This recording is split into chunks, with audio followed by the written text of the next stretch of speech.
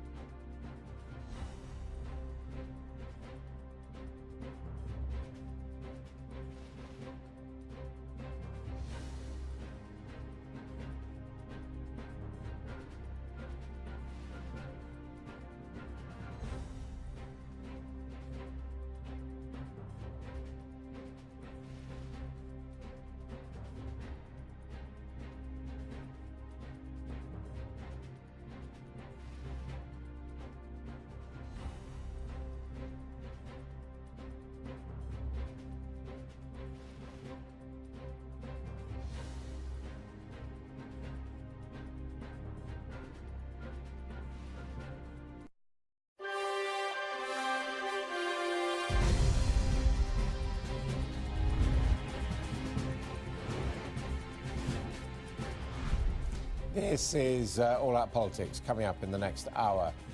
New hope for a deal. The Brexit Secretary heads to Brussels amid signs that both sides could be getting closer to an agreement. In an exclusive interview, the European Union chief Jean-Claude Juncker tells Sky News that an agreement can be reached before the end of October. We can have a deal. You think we can get a deal? I think. You think that the chances are more than 50-50? I don't know. Also this morning, millions across the world call on their governments to take urgent action on climate change. Plus the fallout from this week's Supreme Court hearing.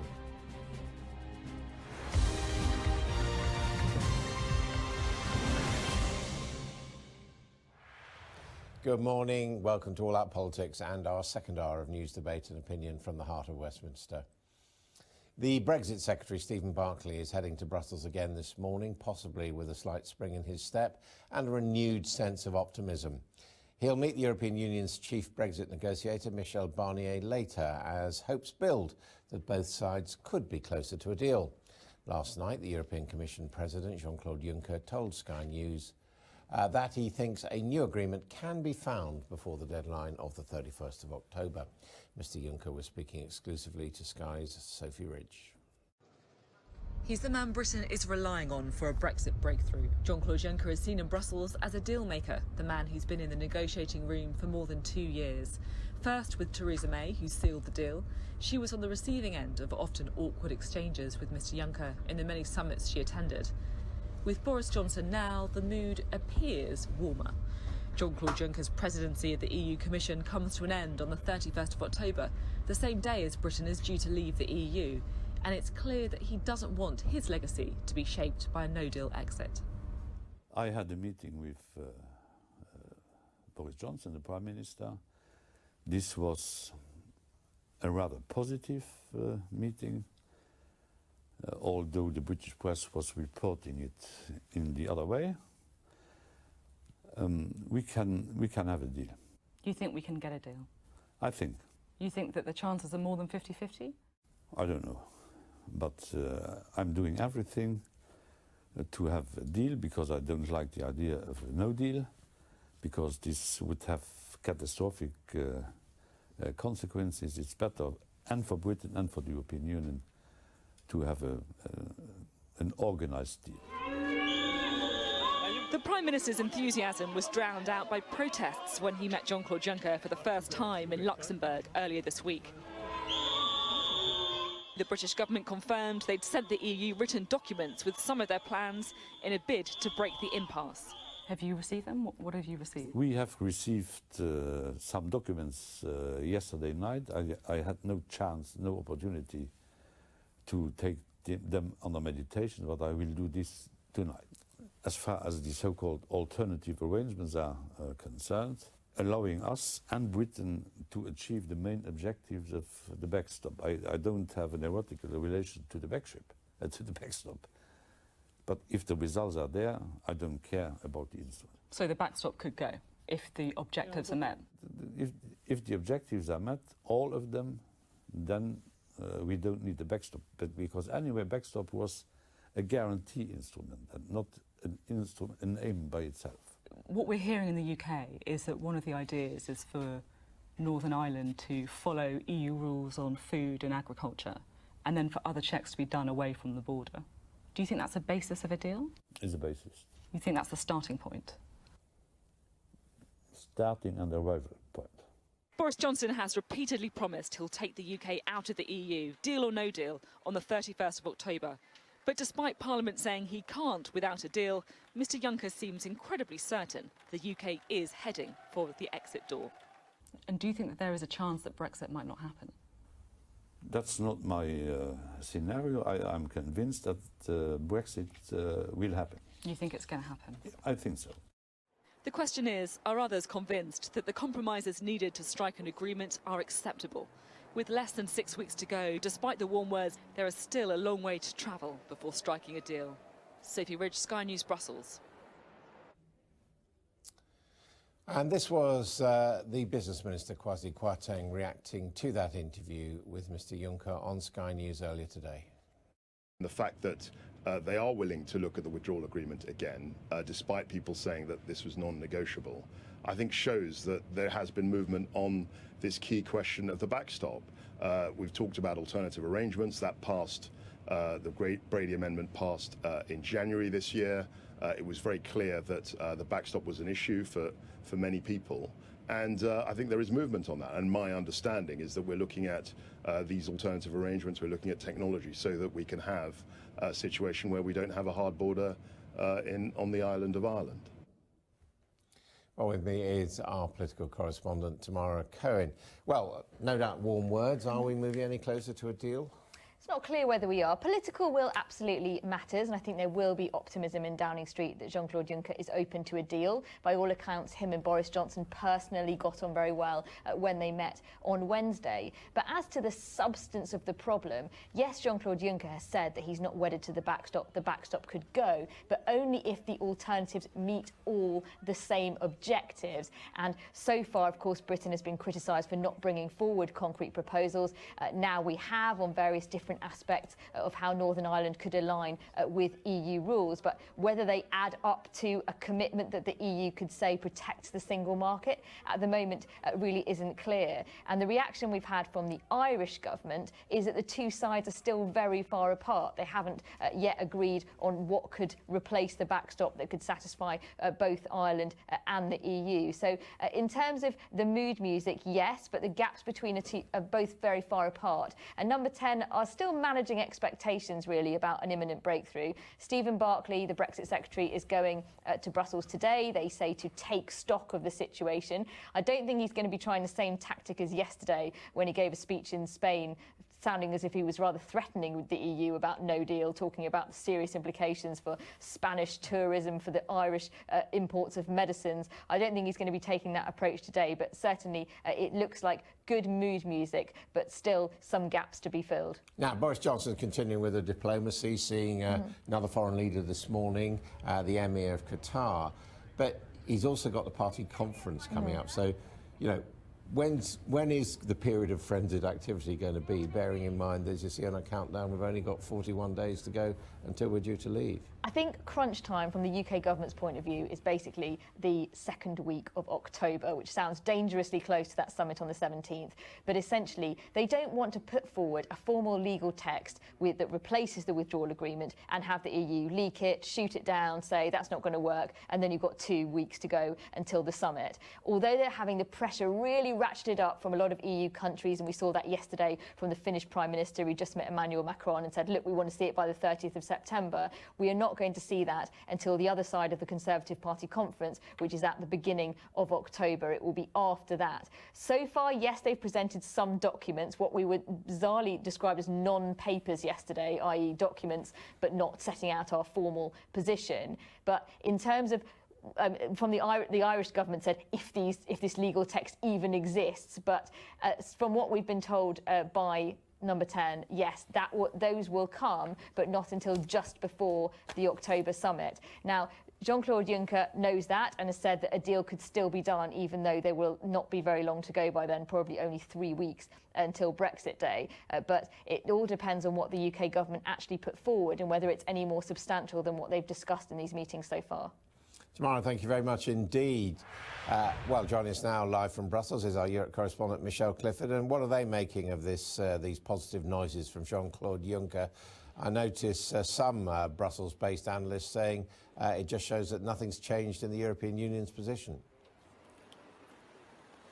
Well, I think you can read that into what Jean-Claude Juncker said last night. He said that a deal was possible, but the alternative arrangements have to be in place. Remember, the backstop is a mechanism that was never intended to be used. It's always been an insurance policy, and Jean-Claude Juncker reiterated that if alternative arrangements were in place, he had no, what he called, emotional attachment to the border. We're actually outside the European Commission at the moment, waiting for Stephen Barclay, the Brexit Secretary, to arrive. He was due at around 11, obviously running a little late. He's going to be here having meetings for several hours with the chief Brexit negotiator for the EU side, Michel Barnier. They're going to be having political discussions, but there are also technical negotiations, Adam, going on at the moment, because those papers have been sent to the EU side. Downing Street keen to stress this is not their formal position, but they are ideas, for example, about an all-Ireland zone for agriculture and food, surveillance to prevent non-EU approved goods going into the European Union, and also customs checks away from the border. So there is intense analysis of those documents going on. Barnier and Barclay will be having political discussions. What it leads to, we'll have to wait and see. But I think it is right to say the EU's position, whilst it sounds like a softening on the backstop, they are still saying you have to have the alternative before the backstop can go. Michelle, thank you very much indeed. Well, the Supreme Court has sat in extraordinary circumstances this week, as we've seen, and lawyers for the government defended that decision to suspend Parliament. Yesterday, the court heard an opposing argument from a previously Conservative Prime Minister, as Sir John Major's lawyers argued that Boris Johnson had ulterior motives for prorogation. Well, joining me now from New Haven is the former Vice Chair of the Conservative Party and MP for Lewis, Maria Caulfield. Thank you for being with us. What do you make of this blue-on-blue action of one Tory Prime Minister attacking another? Well, I think it's deeply unhelpful from John Major, considering he prorogued Parliament himself when he was Prime Minister for what seems like political reasons before a general election.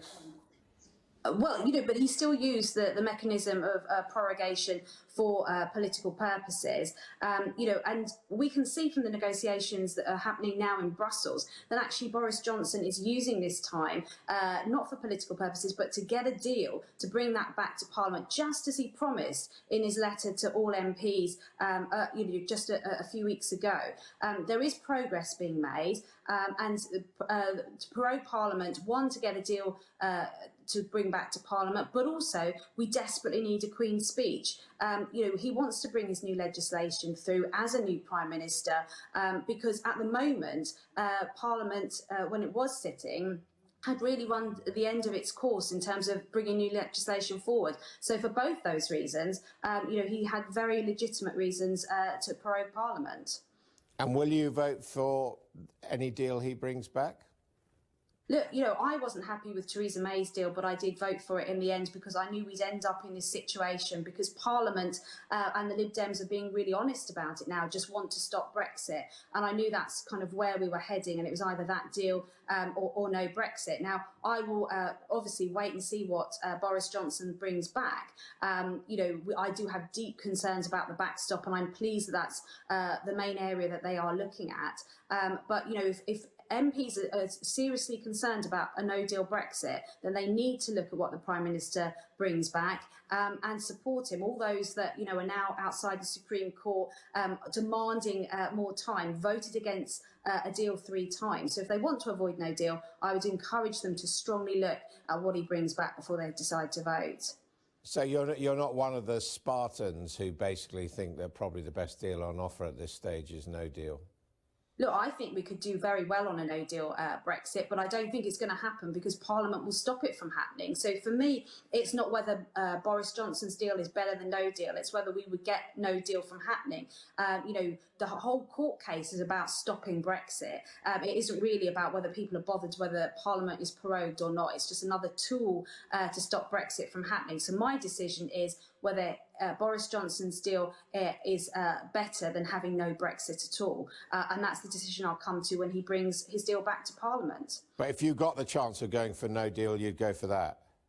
No, I would prefer a deal, but I think it is foolish in the extreme to take no deal off the table. If you want to negotiate in business, you always leave the option of walking away from the table, and that's how you get a good deal. If you say we'll cave into whatever you put on the table and we'll just take what's on offer, don't be surprised then if you get a bad deal. I think we should leave it on the table, be prepared to walk away if we have to. But ultimately, I would prefer a good deal that would lead to a free trade agreement with the European Union once we've left. And if the choice comes down to the so-called Kyle Wilson amendment and voting for the deal, but also voting for another referendum, how would you vote then? Well, I'm not afraid of another referendum, and I think that's probably why the Lib Dems have changed their stance. I think, are getting the feeling that if there was a people's vote, a second referendum, that Leave would win again, and that's why they're shifting towards revoking completely. Because we saw in the European elections where the Brexit Party won across the United Kingdom, that people still feel strongly that they want to leave. So I think the fear now for those MPs who want to remain is they're not so keen on a second referendum because Leave might win, and what would they do then? We need to get on and deliver Brexit and move on to the domestic agenda. I'm just asking you because every vote is going to count. We know that we've had very close things. If it came to the way that you could get Parliament to approve this deal was provisional on having another referendum, would you be prepared to vote for that? I wouldn't say definitely no, but I think it's unlikely because I don't trust the politicians that they would then honour. I'm a politician myself. I don't believe that their interest is in a second referendum. I think their interest is in stopping Brexit. And I think if we went down that avenue, I'd want to see the question that was going to be asked in that referendum before agreeing to it. Because if it is, as the Labour Party say, Theresa May's deal versus Remain, well, that's not a valid option for those people who wanted to leave. It's Remain or remain, a little bit less tightly with the EU. So I'd want to see the question before making that decision. But what if it was Boris Johnson's deal versus Remain? But the only way. Well, I'd need to see the deal. I'm not going to commit to anything until I've seen, the writing. I don't believe a second referendum is helpful. I don't believe a second referendum will heal any of the divisions. And I do believe Leave would win again. But if it's not on the question, on the ballot paper, then, is that really a genuine second referendum? So for me, there's too many questions at this moment to say either way. But I would encourage people, if they want to avoid no deal, if they want to get Brexit done, so we can get back onto the domestic agenda, then seriously look at Boris Johnson's deal when he brings it back and give it some serious consideration. And do you seriously believe that this government, Boris Johnson, is trying to get a deal? Because, of course, Amber Rudd from a neighbouring constituency didn't believe that.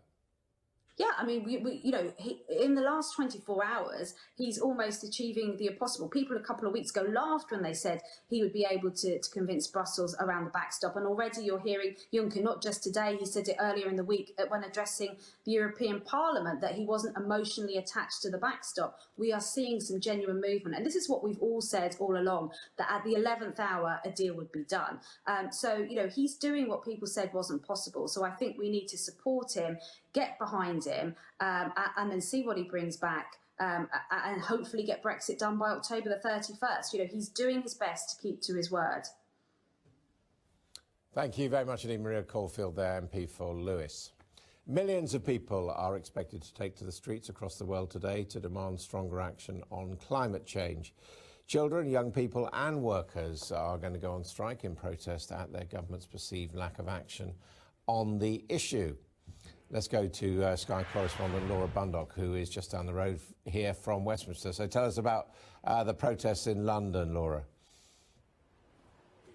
Yeah, well, this is the centre of the UK protest, Adam, but it's one of a number of locations across the country where these sorts of protests will be taking place. And as the UK wakes up, it wakes up to protests that have already taken place across other parts of the world. In Australia, 300,000 young people turned out there, hundreds of locations there. And as I say, this in London, central London, will be the centre of it. There's a steady trickle of people already starting to arrive. It doesn't kick off for an hour or so yet, but there are people who are arriving here. And we've got right from the edge of Westminster, if we take a look right down the road behind me here, all the way down Millbank, and you see at the end there, you might be able to make out there is a bus with climate strike emblazoned across the side of that. They're expecting a significant turnout here today. The young people I've been speaking to who've been coming here, I spoke to an 8-year-old girl who tells me, eloquently put, that she believes it is important that children walk out of school today and join this protest. She says she is genuinely scared of the impact of climate change and she wants people to listen. They've got a list of things they want the politicians to start doing. They want this new Green Deal to be taken up. This is a way of reshaping the economy to make it much more in tune with the green economy and creating better green jobs. They also want the government to be educating people. They say not enough is done to tell us about the impacts of climate change. And they want, this is interesting, the right to have their voices heard in democracy. They want everyone over the age of 16 to have a vote. Now, this timing is very significant. It's in the run-up to that UN climate summit due to take place in New York on Monday. And of course, another point that's been made to me is, yes, we want our voices to be heard, but they are fearful. As Parliament isn't sitting here at the moment, they are worried that the politicians simply aren't here. They're not taking notice of what they're saying. Someone walking past with a banner that simply read, "Less talk, more action." But things are due to start kicking off here around 11 o'clock.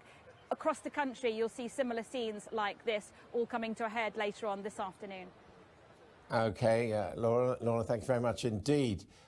Well, joining me now is the co-leader of the Green Party, Jonathan Bartley. Welcome to you. Are you supporting the protest today? Very much supporting the protest. I think what we're hearing from the young people, showing the leadership I think that politicians should have shown over the last 10 or 20 years, that they're saying very clearly that every sector of the economy needs to change, that business needs to be a part of this, as well as the young people who've been striking.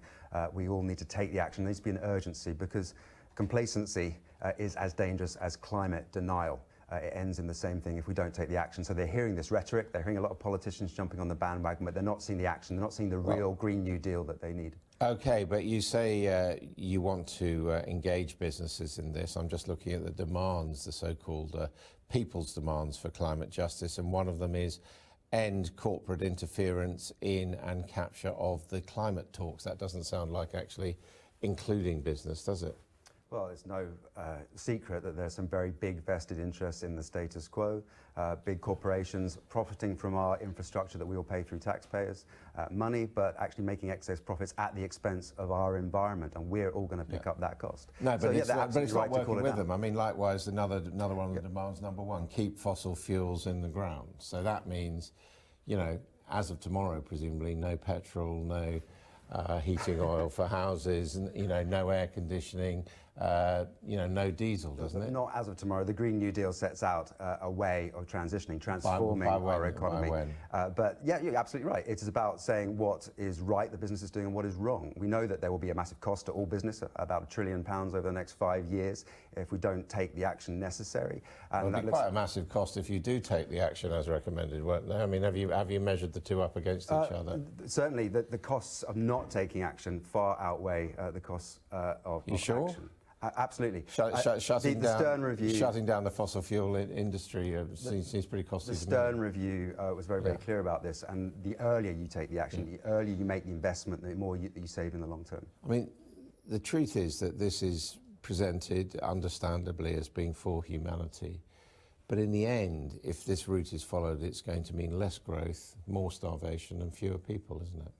Not at all. I think you've got to be asking the fundamental question about who the economy is. Without growth, how do we sustain our economies at the level of population which we have? It's not saying that you don't have growth. It's about asking different questions about the economy. Well, where's the growth going to come from? Well, the renewable sector is an obvious place to start.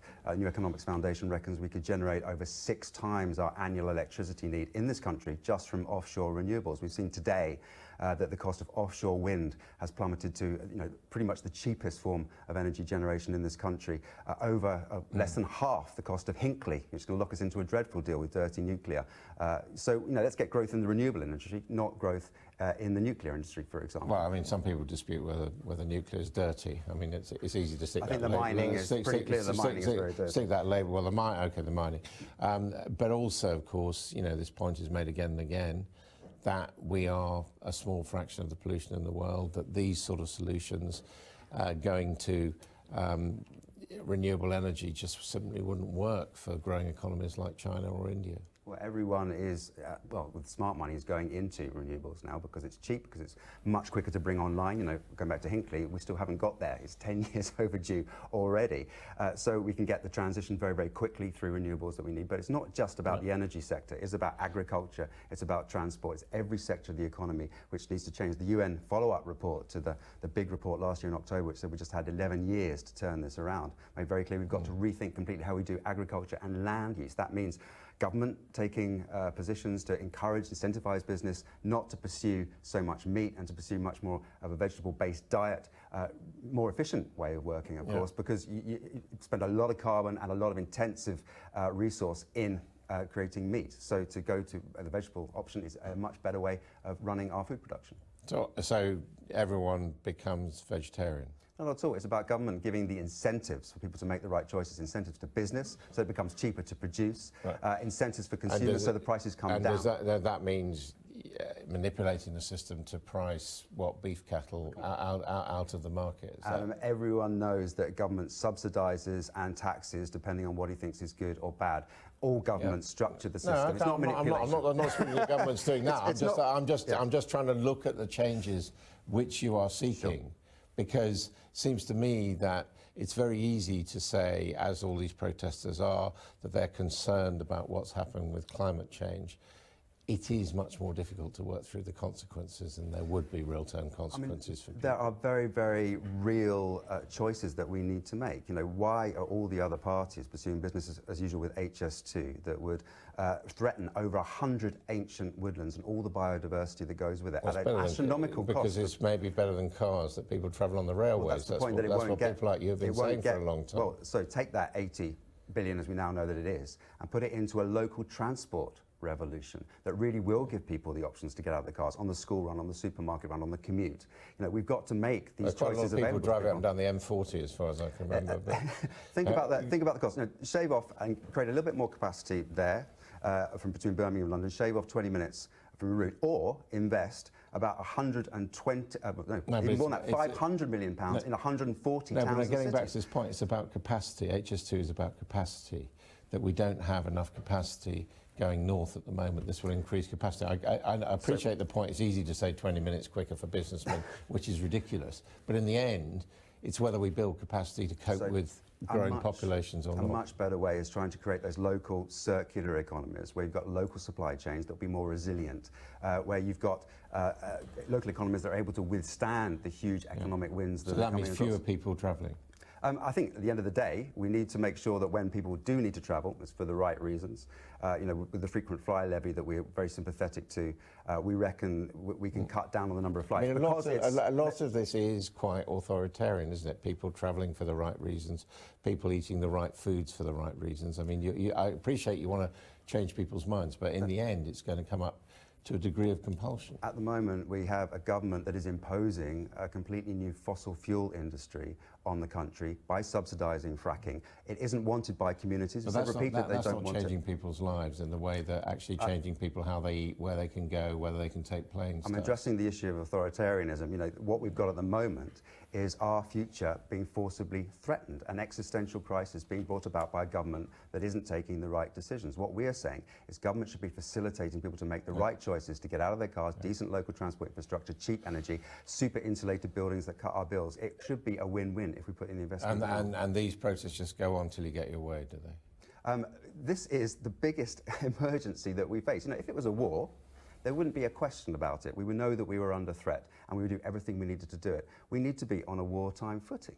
This is a climate emergency. The future of the planet is at threat. We've got to take the necessary steps. This is not a choice. It's a question of when we're going to do it. I mean, it has to happen now. I seem to remember we've had some quite big anti-war movements. But anyway, thank you, thank you very much indeed. This is All Out Politics. Coming up next, it's 3 red cards for Boris Johnson as the Rugby World Cup kicks off in the Telegraph's cartoon from the Lords, Labour and John Major. We'll take a look at the opinion pages of the newspapers in the View.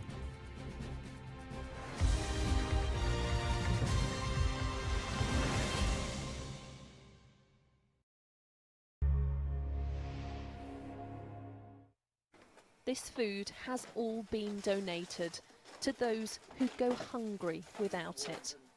Many like Chris are switching to the new benefit system, Universal Credit.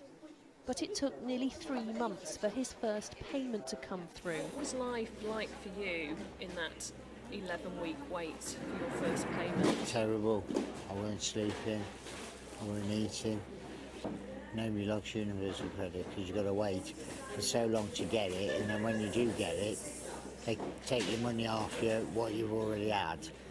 The report by the charity the Trussell Trust has found that the longer that Universal Credit exists in an area, the higher the need is for food banks. But the Department for Work and Pensions says the research is misleading. In a statement, a spokesperson said, "This report uses unrepresentative data to reach an entirely unsubstantiated conclusion. It categorically does not prove that Universal Credit is the reason behind increased food bank usage. With Universal Credit, people can get paid urgently if they need it, and we've changed the system so people can receive even more money in the first 2 weeks than under the old system." But Graham says he's seen a 21% increase in demand since Universal Credit was rolled out in Worcester last October. They are in real crisis, and to have to wait 5 weeks with no money in the bank, no ability to pay the rent, no ability to pay for food and put food on the table to feed their families, that's totally unacceptable. The charity says that while the new system may work well for many, it's clear it's failing others. Lisa Dowd, Sky News, Worcester.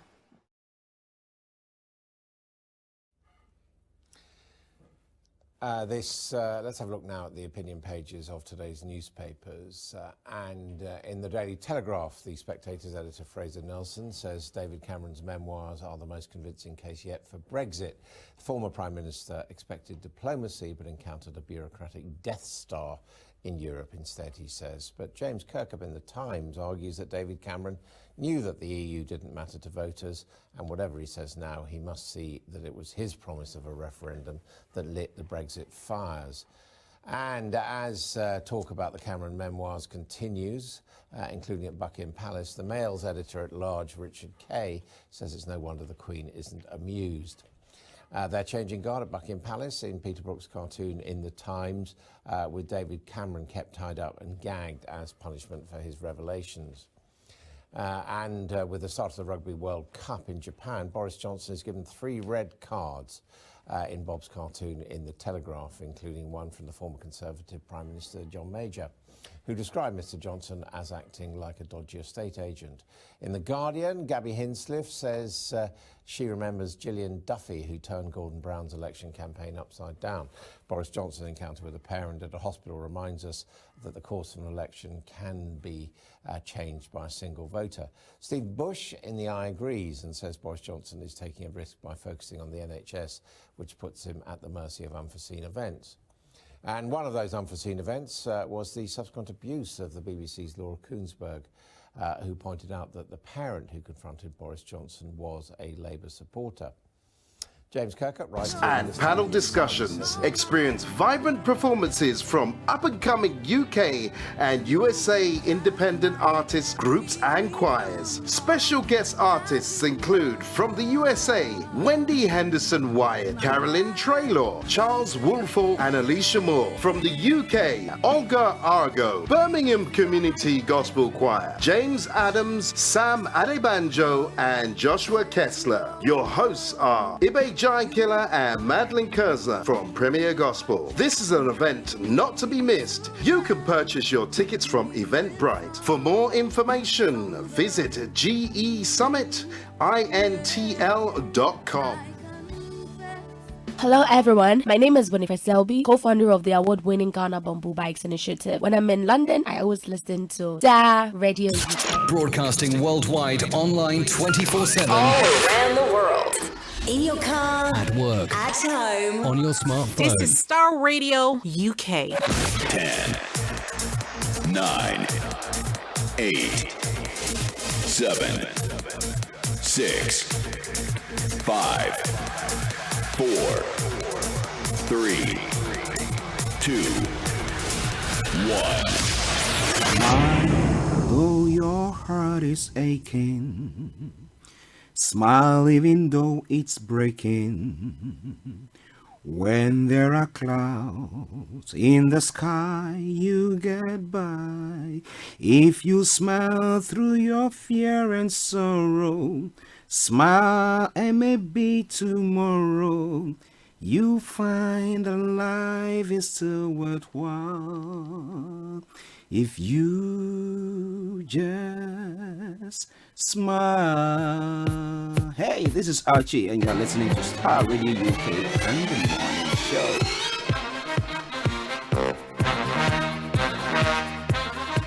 This is Star Radio UK.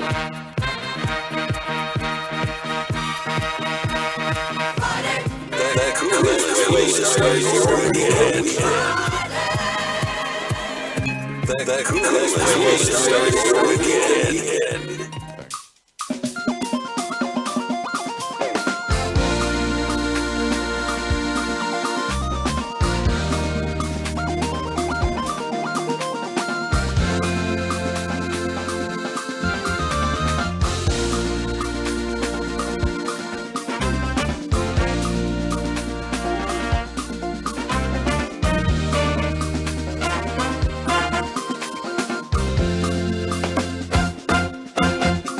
The coolest way to start your weekend.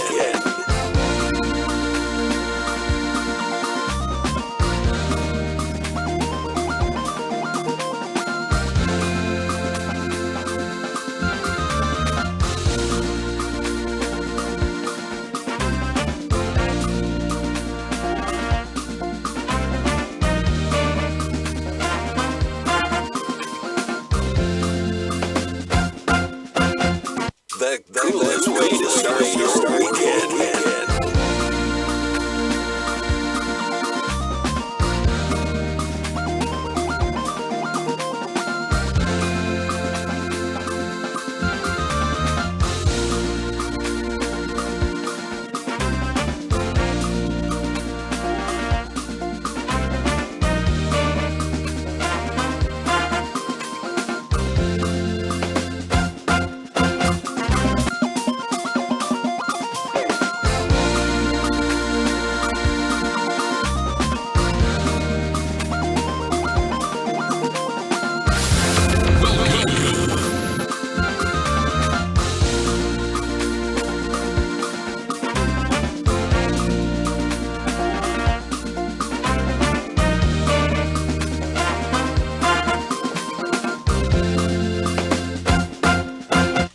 Okay.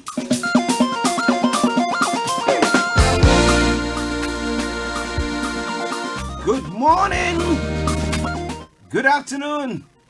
Good dawn to you, wherever you might be on planet Earth.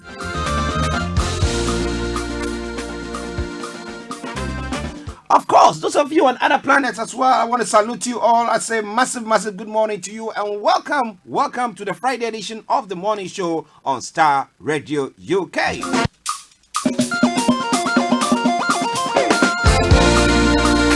Of course, as we say, the coolest way to start your weekend.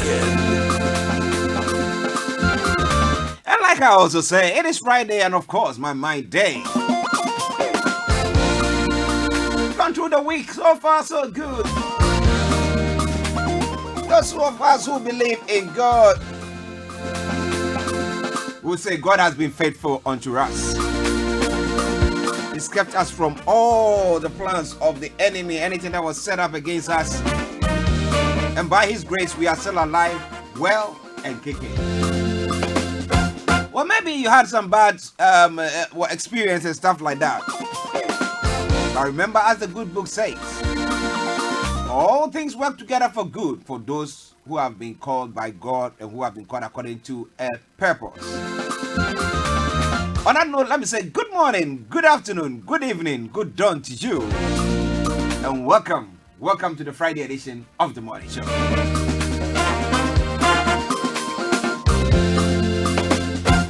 Of course, I'm Archie. If you want me to do it better, let me do it better for you. I am the one and only Archie on Star Radio UK. Nobody does it better. Today is 20th day of September 2019. The time now is 10:39. And you are locked on Star Radio UK, the favorite African and Caribbean radio station in London. Broadcasting across the globe via our internet broadcasts on all social media platforms live. So those of you on Facebook, Twitter, Periscope, YouTube, and all the other social media platforms, I salute you. That is what I call the smart means of listening to us. Of course, I salute you. But if you are missing out on our apps, my, then you are missing something. You can download it for free, whether you are on an iOS or an Android. Feel free to do so. Very, very good close friend of mine called me this morning, telling me about the Apple laptop that they are working on, saying that they cannot get their head around it. But hey, I know that she is a wizard when it comes to an IT stuff, so I know she's going to sort it out. Good morning to you, lady.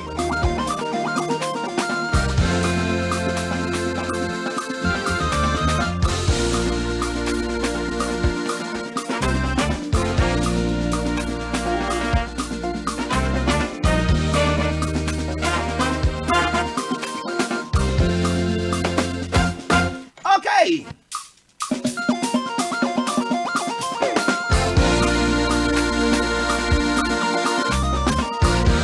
Star Radio UK. Let me say good morning to my colleague and co-presenter, Mr. Frank Davids, Mr. Olaimi Koiki, Mr. Dantebri, CEO of GL Accountancy Services.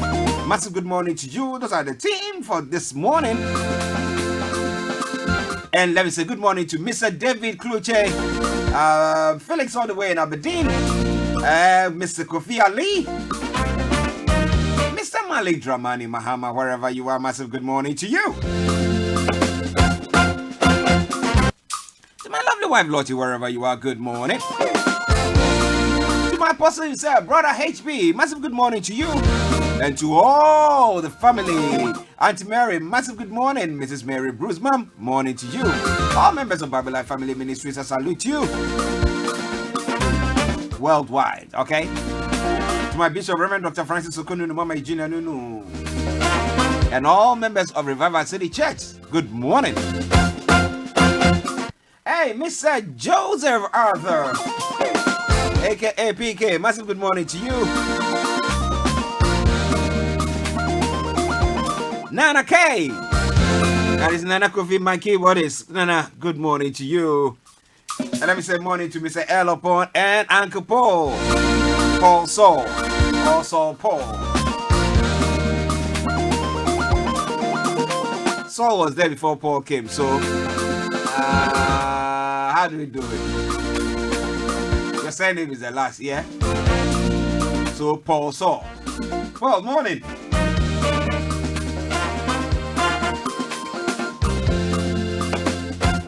Good morning to the man of God himself, Pastor Emmanuel Chidi. Thank you very much for your patronage. You are always there for us, and we really appreciate that.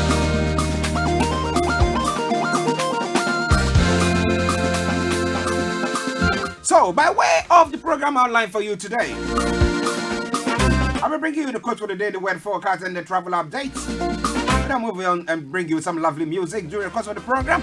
We'll then go on to, at 11 o'clock, bring you updates from Nigeria with Mr. Laimi Koiki, sponsored by Koiki Removal Services.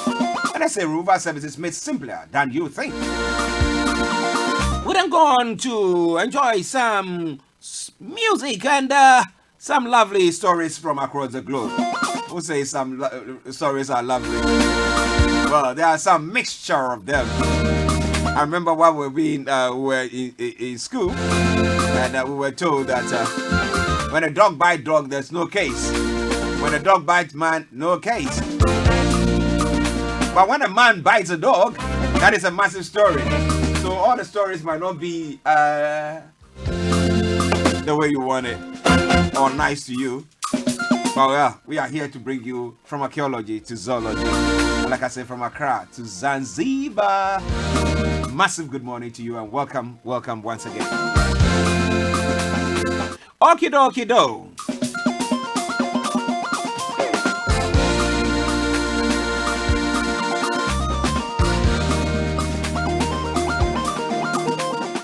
Is the time. So let's crack on. Now, by way of quote for the day, it says, working on yourself need not be in a hurry. Rather, you make sure that you have got grounding in the basics of life. That is by way of the quote for the day.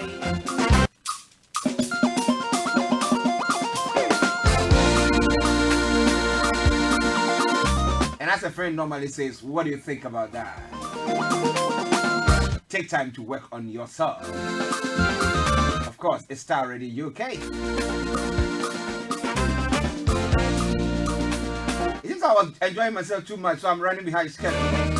But don't you worry, let's move on to the weather front. Let me tell you what is happening on the weather front today and over the weekend. So when it comes to the weather today, it's going to be dry and fine with plenty of sunshine on offer. Feel warm in the sunshine this afternoon with a gentle, moderate southeasterly breeze. Late sunshine this evening will give way to dry and clear conditions overnight. The breezy conditions will generally be unfavorable for mist and fog development. But it is Star Radio UK, your favorite African and Caribbean radio station in London. When it comes to the temperature is going to be 21 degrees, the lower is going to be 10 degrees. UV level is going to be moderate, pollution level is going to be low. Sunset is going to be at 19:04 and sunrise for tomorrow morning is going to be at 06:43 hours. Now let's move on to the weekend weather. For Saturday, it's going to be sunshine. A blanket sunshine, and the temperature is going to be 25 degrees, the lower is going to be 17 degrees. And then, come Sunday, mixture of cloud and rain. Temperature 22 degrees and the lowest 13 degrees. So that's by way of the weather forecast for you today and over the weekend for London and the southeast of England. It is Star Radio UK, your favorite African and Caribbean radio station in London. It's now 10:47. Running behind schedule. But whatever it is, I'm bringing you the travel update. Stay tuned and don't touch the dial. Keep your eyes on the roads.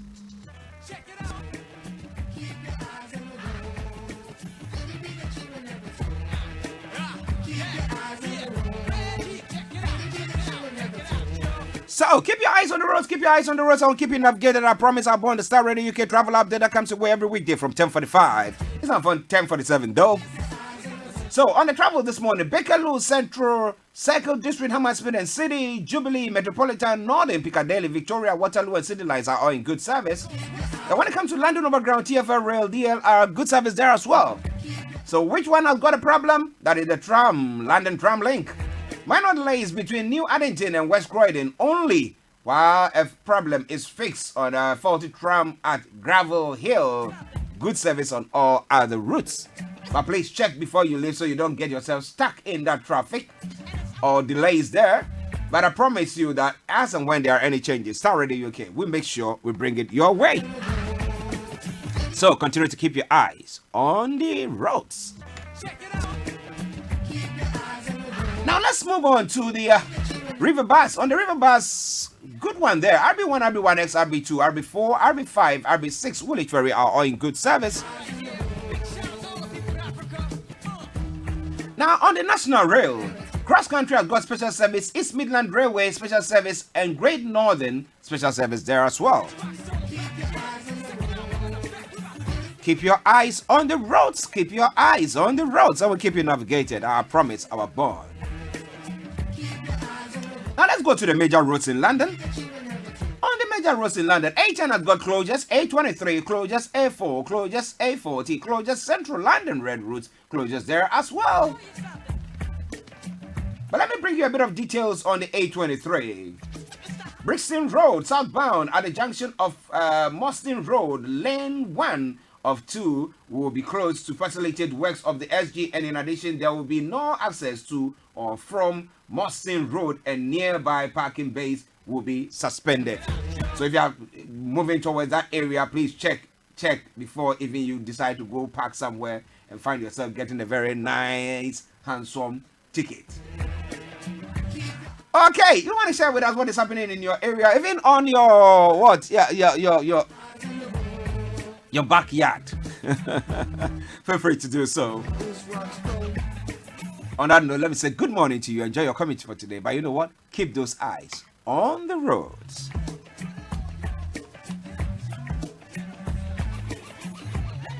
Eric Reverence Management and Back-to-Back PR International are proud to present Gospel Explosion Summit 2019 UK meets USA, a historic event happening on Friday and Saturday the 11th and 12th of October at the Emmanuel Centre, Marsham Street, Westminster, London. Come and take part in musical workshops and panel discussions. Experience vibrant performances from up-and-coming UK and USA independent artists, groups and choirs. Special guest artists include from the USA, Wendy Henderson Wyatt, Carolyn Traylor, Charles Woolfall and Alicia Moore. From the UK, Olga Argo, Birmingham Community Gospel Choir, James Adams, Sam Adebanjo and Joshua Kessler. Your hosts are Ibe Giantkiller and Madeline Kurzner from Premier Gospel. This is an event not to be missed. You can purchase your tickets from Eventbrite. For more information, visit gesummitintl.com. I believe in the sun.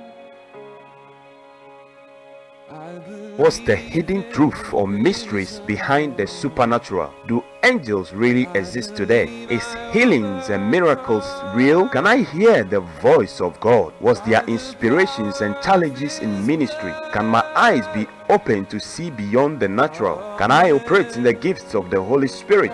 Can my dreams contain messages from God? My Journey is your one-stop destination to the supernatural on Star Radio UK. Join your host, Captain Tete, this and every Saturday from 4 p.m. on My Journey, your one-stop destination to the supernatural.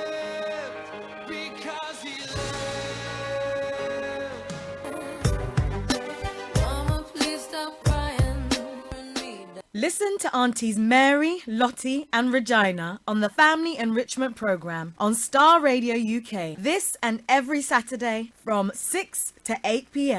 Some people are wicked because don't make it your business going about revealing people's It's secrets. yeah, Don't it's be a sensitive- busybody. It is. Yeah. And some people. Today's typical family is under pressure from various directions. Divorce is on the increase. More and more of the Afro-Caribbean youth are taking to crime, etc. The Family Enrichment Program brings together a team of qualified experts to discuss and shed light on how we can make our families better and stronger. It is said the family can do without the society, but the society can't. Listen to the Family Enrichment Program this and every Saturday from 6 p.m. to 8 p.m. on Star Radio UK, your favourite Afro-Caribbean radio station in London.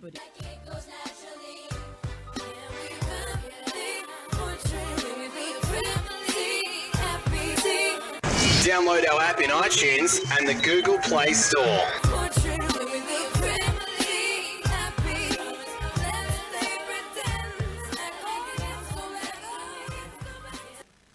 The coolest way to start your weekend. Welcome back to the program. It is Star Radio UK, your favorite African and Caribbean radio station in London. It's now 7 minutes to the top of the hour, and let me bring you the first carefully selected choice of song. One to say thank you, God, for the opportunity to live life to the fullest.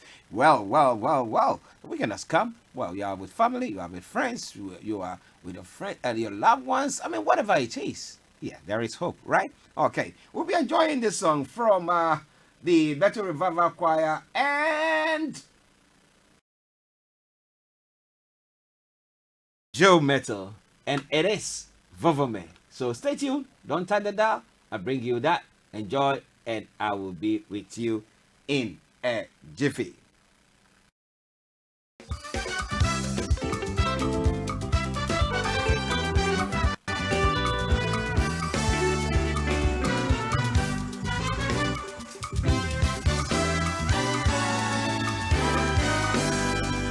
Machonyegbe Aji Machonyeji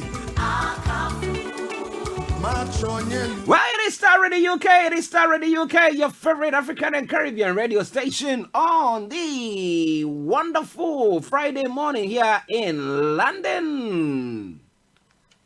Machonyegbe Aji Machonyeji Machonyelu se awado namawu esiai Machonyegbe Machonyeji Machonyelu se awado namawu. All around the world. Turn it on. Turn it up. The coolest way to start your weekend. Machonyelu se awado namawu esiai fofo mawe babokokwe oh machonyelu se awado namawu esiai fofo mawe babokokwe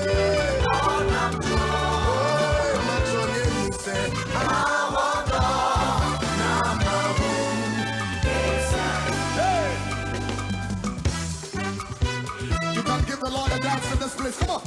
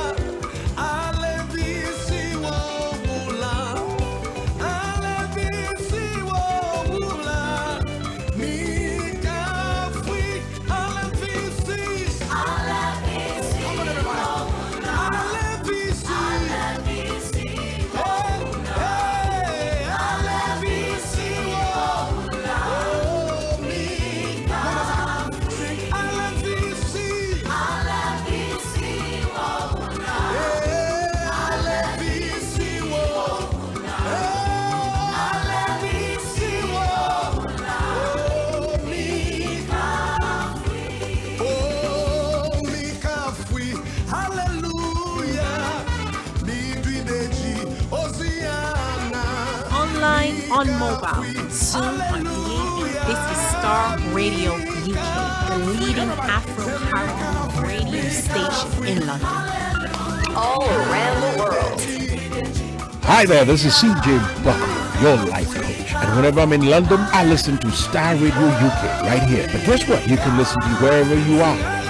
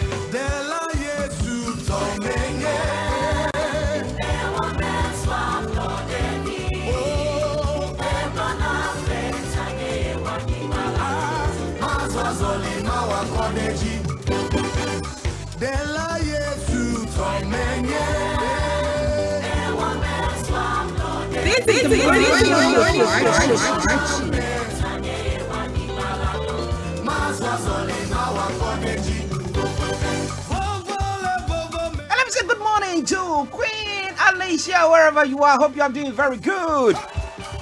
Hey, Dr. Morton, good morning to you. Let me say massive good morning to you as well. It is a Star Radio UK Friday edition of the morning show. Thank God it's Friday.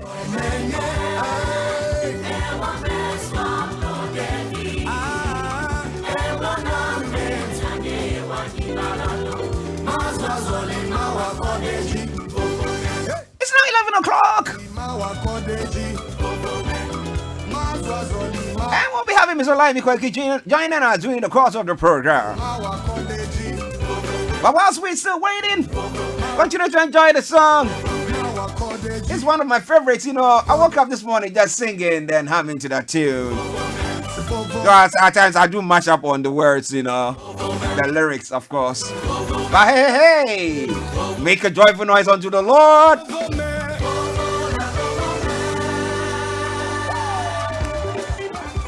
How many of you remember this club back in the day? Hey, are you ready? Hey. 1, 2, 3, we go.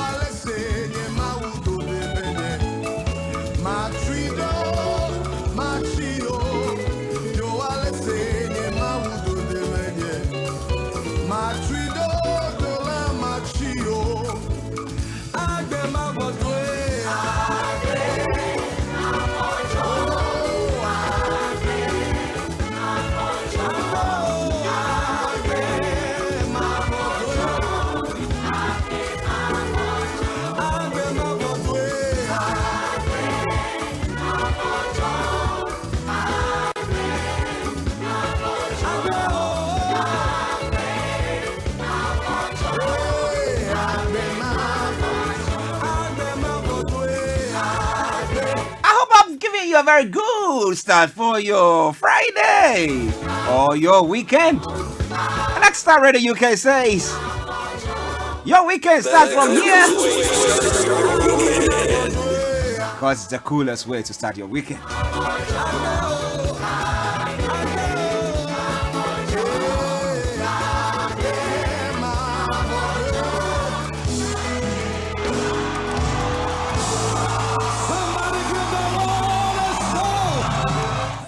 Much for tuning in. Let's take a quick commercial break. Once we come back, we'll continue with the show. Stay tuned and don't touch the dial. Eric Reverence Management and Back-to-Back PR International are proud to present Gospel Explosion Summit 2019 UK meets USA, a historic event happening on Friday and Saturday the 11th and 12th of October at the Emmanuel Centre, Marsham Street, Westminster, London. Come and take part in musical workshops and panel discussions. Experience vibrant performances from up-and-coming UK and USA independent artists, groups and choirs. Special guest artists include from the USA, Wendy Henderson Wyatt, Carolyn Traylor, Charles Woolfall and Alicia Moore. From the UK, Olga Argo, Birmingham Community Gospel Choir, James Adams, Sam Adebanjo and Joshua Kessler. Your hosts are Ibe Giankiller and Madeline Kurza from Premier Gospel. This is an event not to be missed. You can purchase your tickets from Eventbrite. For more information, visit gesummitintl.com.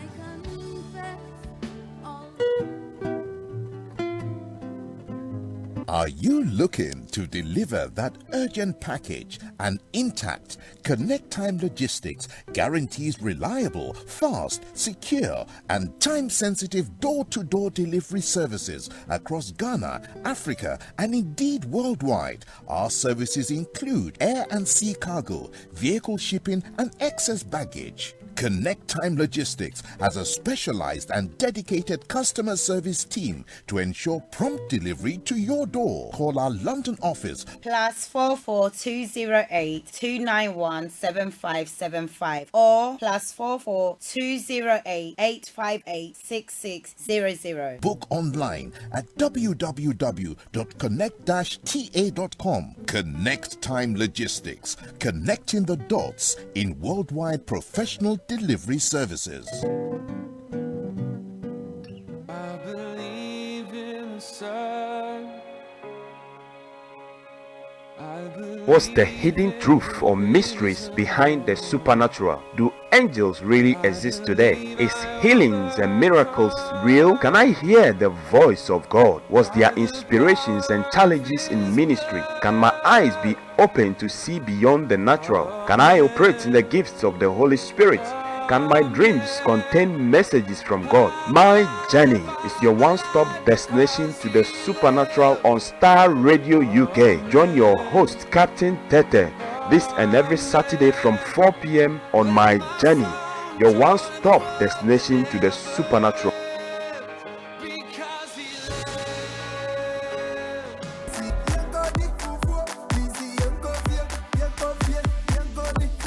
Hello, good people. I'm back again, and this time it's about Mama's Choice Fufu Mix. It comes in 2 flavors and it contains essential minerals and vitamins. It's gluten-free. You can grab one from the nearest Afro-Caribbean shop or the corner shop next to you. Insist it's Mama's Choice. It's certified by both the US and the UK Food Standard Boards.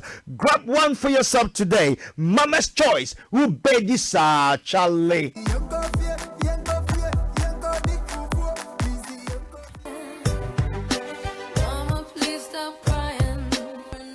Listen to Aunties Mary, Lottie and Regina on the Family Enrichment Programme on Star Radio UK. This and every Saturday from 6 to 8 p.m.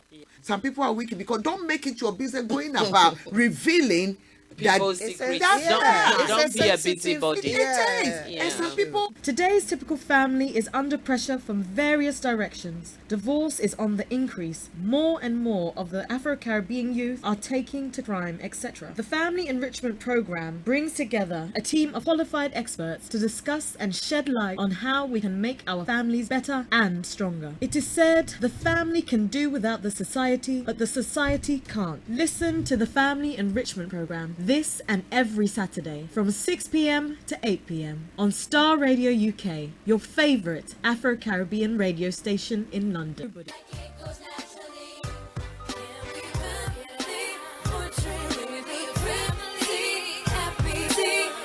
Download our app in iTunes and the Google Play Store.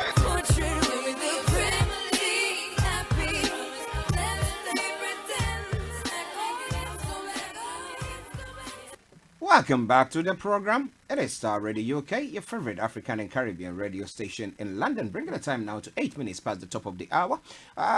We'll be having Mr. Laimi Koiki, but in the interim, I'll bring you some headlines from Nigeria as well, and then we'll be having a look at the news that is making the rise. Exactly at 12:30, we'll be joined by Manima Mr. Dan Chabri. We're looking at what? Pensions and pensions and pensions. Your old age.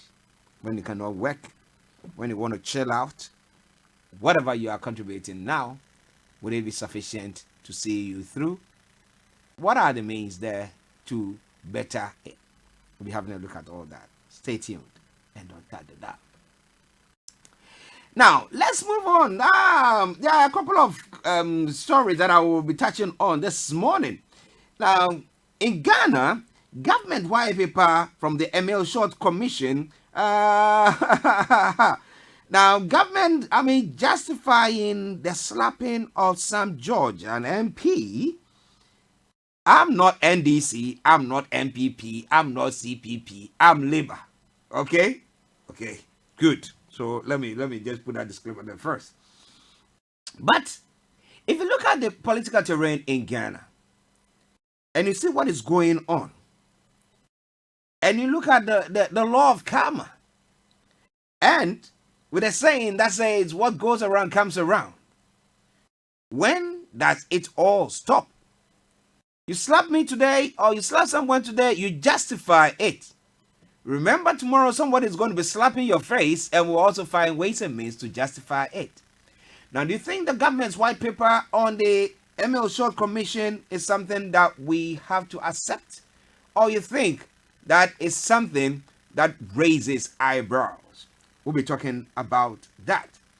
And then yesterday we had the former Prime Minister, David Cameron, also contributing his quota and trying to, from his his publications coming out to say that, look, even I had to, at a point when we were going for the referendum of the Scottish referendum, I had to even appeal to the Queen for the Queen to even just raise an eyebrow, that will show some interest or just something of the sort.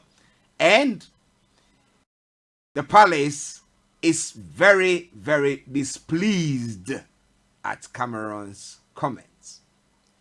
Then, looking at elections, that has become something that is just a matter of time, inevitable. Tories are targeting over 45s with Facebook Brexit ads. Well, so are we going to say this one too is another, the one that in the US where we're saying that the Russians hacked and then there were all this that gave Donald Trump the support that he wanted for him, or swayed people's thoughts when they were deciding who to vote for? Do you think we can say that that is what the what do you call them, the Conservatives are doing, or the Tories are doing at the moment? And someone will say, well, they all use social media platforms. Well, so I look at my target audience, or the people I'm targeting, and then send it via the platform that I know that most of them will be.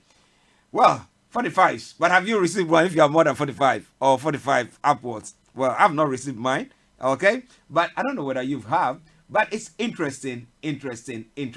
Now, Tory members suspended over Islamophobic posts. They all shared a supported anti-Muslim post on Twitter and Facebook, the Conservative Party says. But does that go far enough? Now, interestingly, we did talk about the fact that the party conferences will be taking place. Now, we know that Lib Dems have been to theirs, but the UKIP were supposed to have gone for theirs, but the number of tickets that were sold meant that there was no show for the leader. And therefore, the leader decided not to attend the conference.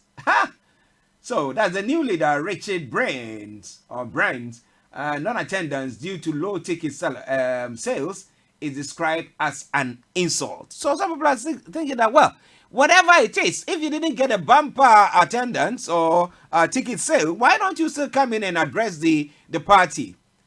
Is it that the UKIP party is now all washed and out and is being hung dry?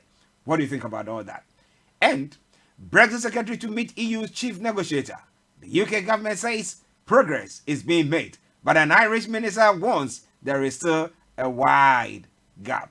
What is happening on that front? It is Star Radio UK, your favorite African and Caribbean radio station in London. Of course, I'll be bringing you some lovely, jubbly music during the course of the program as well. So all that I ask of you, share the page with your friends and loved ones and invite them to like our pages. If you're on Facebook, and those of you on YouTube, you find out that we are not streaming live there. Yes, it will be loaded later on. But what we want you to do is subscribe to our page. Subscribe to our YouTube channel. And every time we are on, there are new programs that we are unfolding or unveiling, and we want you to be part of it. So your part is to subscribe to our YouTube channel. And I tell you, you will not regret it. Now, those of you who are on other social media platforms, share the links with your friends and loved ones and invite them as well to follow us on Star Radio UK. Like I said earlier on, we have our own apps, top of the range apps. And I can tell you assuredly that if you have not downloaded it, then you are missing out big time. So what I would advise you is to go, if you have an Android or Apple, it doesn't matter. You go there, your app store, you type in Star Radio, it's a double R, STARR Radio UK, and we'll be up there, and you can download it for free. You want to make an appointment, you want to do anything, feel free to do so. It is Star Radio UK, your favorite African and Caribbean radio station in London. Now, from Nigeria, some of the updates. CBN to support nomadic herdsmen, livestock production. Okay, so how is it going to do? That's some of the headlines. When we have Mr. Laimi Koike, he will bring you details of it. PNID disowns officials as court orders firm assets forfeiture. And then Nigeria, despite $81 billion debt burden, Nigeria seeks $2.5 billion World Bank loan. Interesting. They've got all these monies that they are owing. So, well, country broke, country no broke, we're there inside. So, they have to leave. 165,631 PVCs not collected in Kogi. That is 40,912 in Bayelsa. INEC is saying the PVC is the permanent voters card. Okay, for Nigeria, I said people up to now, that's the quantity that people have not come for.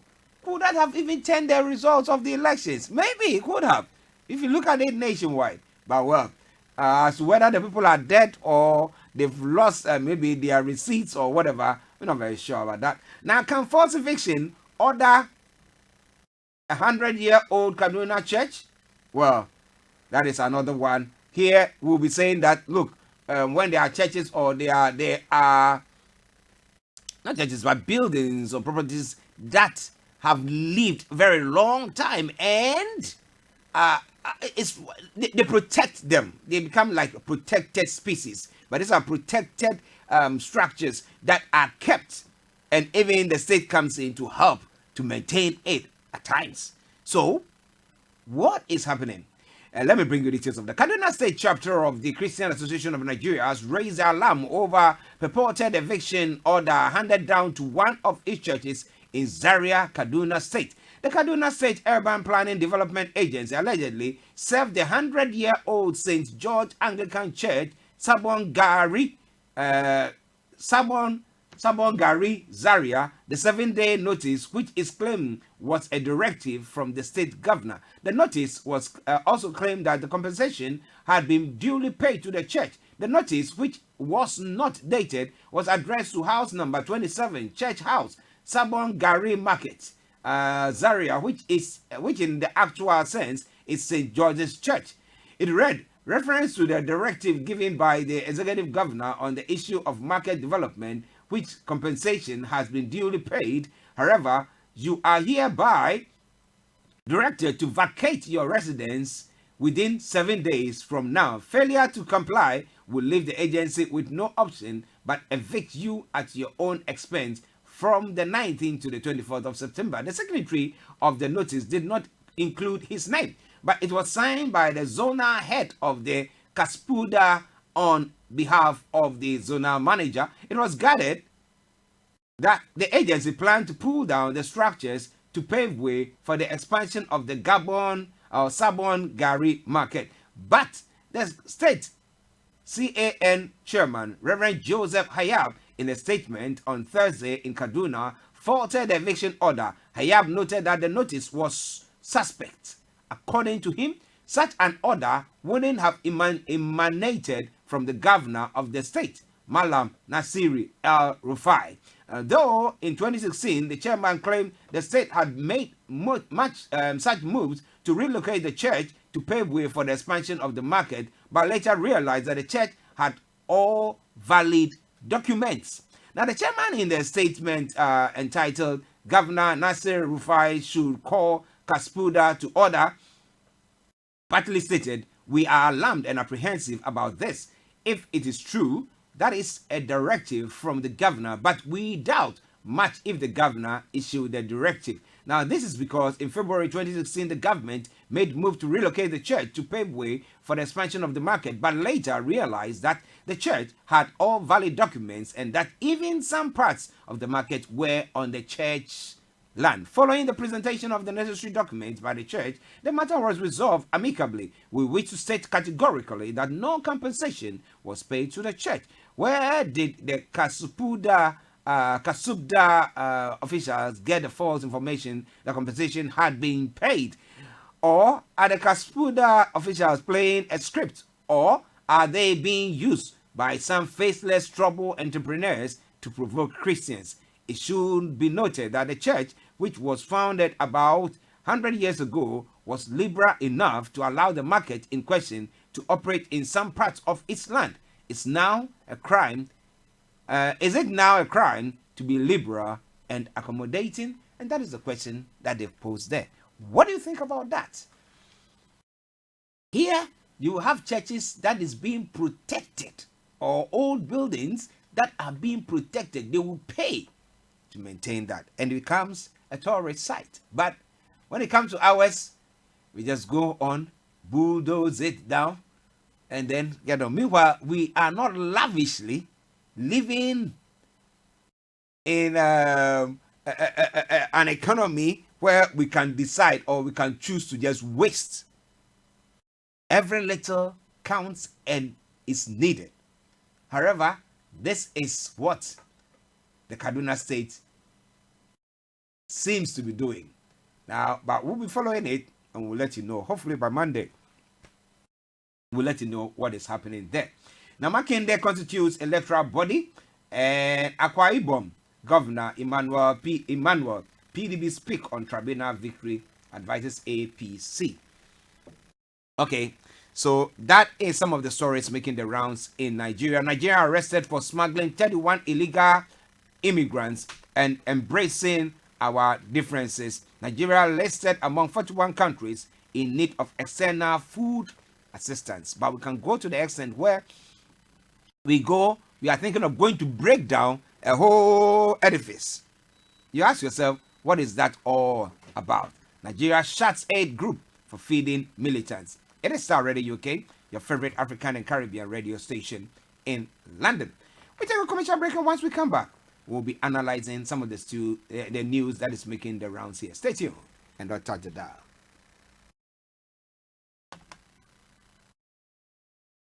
Eric Reverence Management and Back to Back PR International are proud to present Gospel Explosion Summit 2019 UK meets USA, a historic event happening on Friday and Saturday the 11th and 12th of October at the Emmanuel Centre, Marsham Street, Westminster, London. Come and take part in musical workshops and panel discussions. Experience vibrant performances from up-and-coming UK and USA independent artists, groups and choirs. Special guest artists include from the USA, Wendy Henderson Wyatt, Carolyn Traylor, Charles Woolfall and Alicia Moore. From the UK, Olga Argo, Birmingham Community Gospel Choir, James Adams, Sam Adebanjo and Joshua Kessler. Your hosts are Ibe Giankiller and Madeline Kurzler from Premier Gospel. This is an event not to be missed. You can purchase your tickets from Eventbrite. For more information, visit gesummitintl.com.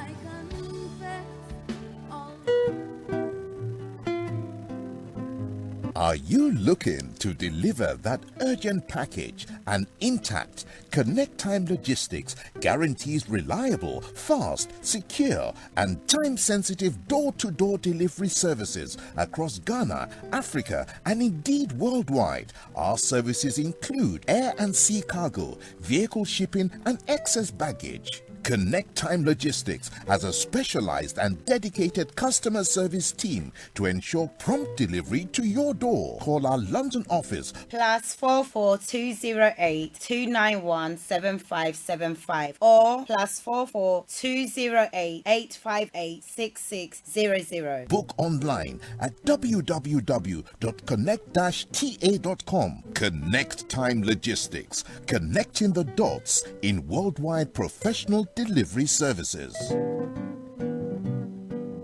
I believe in the sun.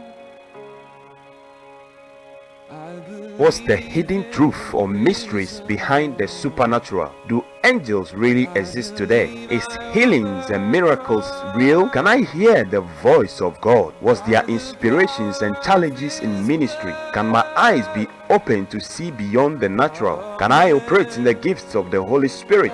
Can my dreams contain messages from God? My Journey is your one-stop destination to the supernatural on Star Radio UK. Join your host, Captain Tete, this and every Saturday from 4 p.m. on My Journey, your one-stop destination to the supernatural.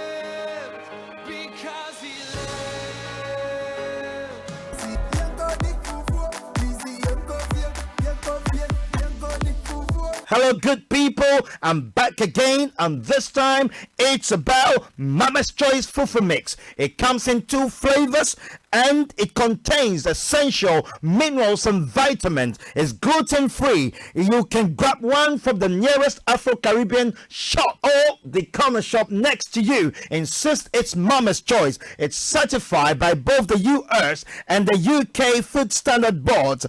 Grab one for yourself today. Mama's Choice. Ubedi sa Charlie.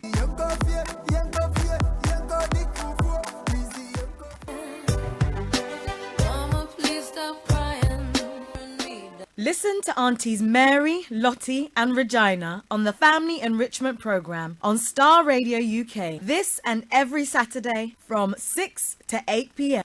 Some people are wicked because don't make it your business going about revealing people's secrets. Don't be a busybody. It is. And some people. Today's typical family is under pressure from various directions. Divorce is on the increase. More and more of the Afro-Caribbean youth are taking to crime, etc. The Family Enrichment Programme brings together a team of qualified experts to discuss and shed light on how we can make our families better and stronger. It is said the family can do without the society, but the society can't. Listen to the Family Enrichment Programme this and every Saturday from 6 p.m. to 8 p.m. on Star Radio UK, your favourite Afro-Caribbean radio station in London.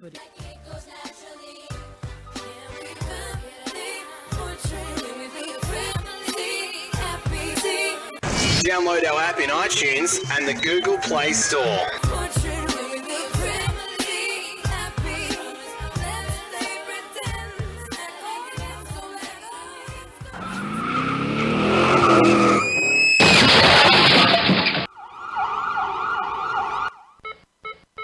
you've had an accident in the last 3 years, that was not your fault. Get in touch with London Accident Claims Limited. It could be a motor accident or a workplace injury. You could be entitled to compensation. Just one call to our specialist team will take care of everything. For minicab drivers with PCOs, there is even better news. We provide you with a replacement vehicle. Call us on 0800-032-6798 or 0208-665-7667 to start your claims with London Accident Claims Limited. London Accident Claims Limited, a partner you can trust.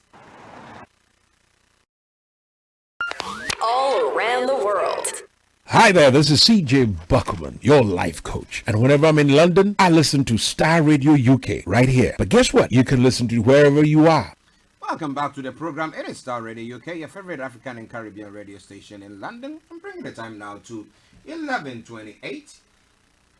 For the next hour, I'll be having a look at some of the news making the rounds here in the UK and across the globe. If you are watching us live on Facebook, YouTube, Periscope, Twitter, and all the others, you find out that my colleague, a co-presenter, Mr. Frank Davis, is on.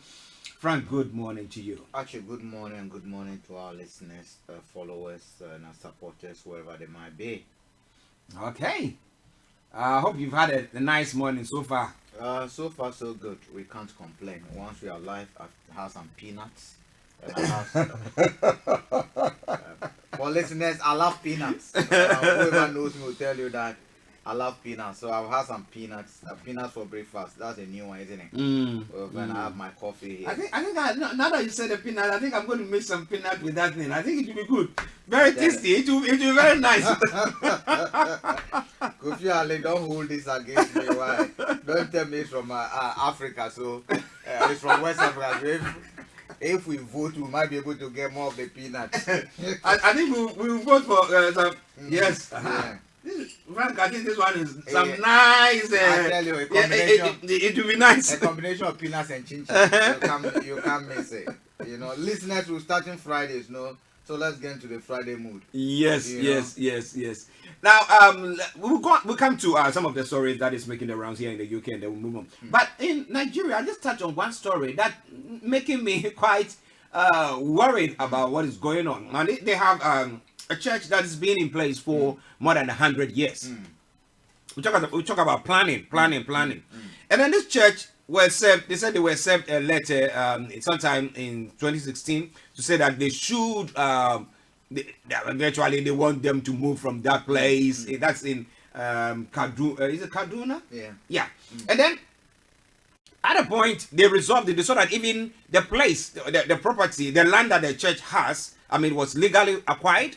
And then they got the necessary documents, and even the market that they intend, that the state intends to maybe expand there. The church has even been liberal enough, accommodating enough to allow them to even extend some of that bit to their on their land. And now they come back. Somebody's written a letter, no name, but saying that it's coming from the state governor's office, blah blah blah. Maybe this body, blah blah blah, saying that we're giving you from the 19th to the 24th.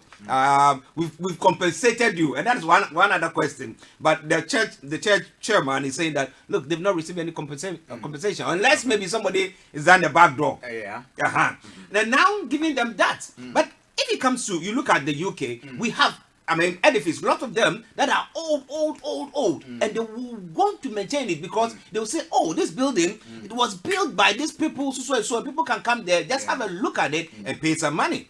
Or it becomes an attraction, a tourist attraction for people to just come to that particular vicinity, buy stuff from that area. But they want to destroy that. Actually, well, I don't want to go a bit too much religious over here because you might end up looking at the background of those making those decisions. I wonder why the church has not gotten or has not proceeded to court, which I think should be the first course of action they should be taking at this very point in time. Now, what is the historical importance of that edifice?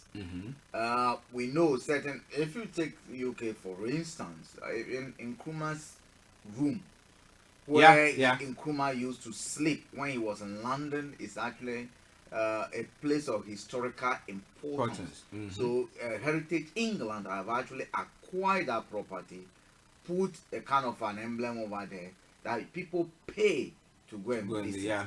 We know there are churches, mosques, and other things that are of historical significance. Mm-hmm. Okay. Yeah. Now we need in this UK. We also know that there are churches which have been given up to be used as flats. Yeah. Some has even gone to become mosques. Okay. So we might have to look at that very piece. Okay. What is its historical importance? Mm. Is it so important to that area? And again, if we have a situation that church becomes the center, or it's been there as one of those churches that started Christianity in that area, then one will argue that in terms of historical importance, they should be considering leaving the church over there, And you ask yourself, the market that they want to build, who owns it? Is it the state? Okay, who are the shareholders in that? All right, can't they get any alternative land, or somebody if they still want to expand? It's just like telling me that Akufo-Addo want to build a cathedral. The only place they fund building a cathedral is where the judges, where buildings that we do not have enough money to build exist, and therefore we demolish it to build something that we think will, project Ghana as a Christian nation or religious, where Jesus will come the second time. When he comes the second time, Jesus is landing part. Are you getting it? So we might have to look at exactly a bit of historical importance of that. Then who are making this shit? If a letter is coming, no name, my ultimate ask will be that these people should proceed to court. Okay. Yeah. Okay. Well, listeners, Star Radio UK. In the next 26 minutes, we'll be opening the lines for you to also add your voice to the discussions. Whatever it is, you want to feel free to do so. Like I said earlier on, we'll be having a look at this government white paper that has been released per the Emil Short Commission commission's report that was given. Government has released a white paper. But like I said earlier on, I get worried because you know that what goes around comes around. If you say that somebody was slapped and was justified because maybe the person might have provoked whoever and was calling for it and therefore received it, then we have to remember that it's just a matter of time. But for me, I'm surprised though. Sometimes when you are not a prophet, but you know the beginning and you know the end. Of course. It's just like certain African movies, certain Ghanaian and Nigerian movies. When did they start the movie? 5 minutes into the time. You can tell how the conclusion is going to be. You can tell there will be a witch, there will be a pastor, there will be a ghost, and you can basically say the end before even he gets into it. So when some of these commissions are established, actually commissions are established for the purposes of clearing people.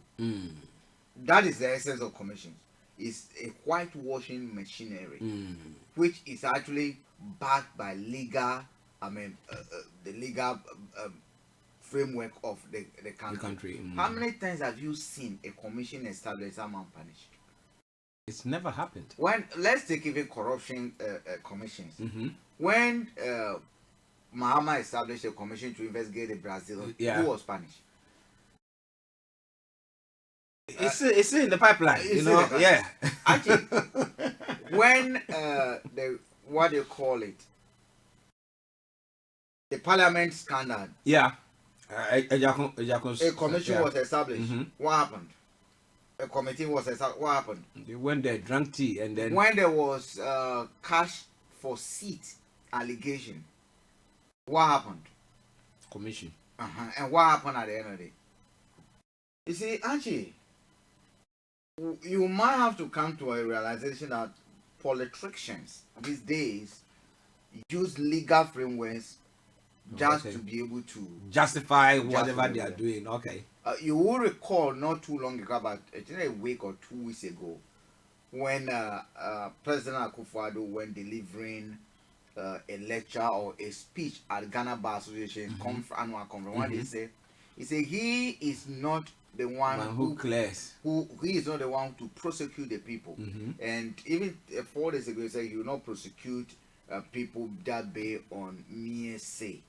Okay, but he's also forgotten that in the same that if he takes credit for whatever the ministers, the appointees do, he goes to talk about them, praise himself about them.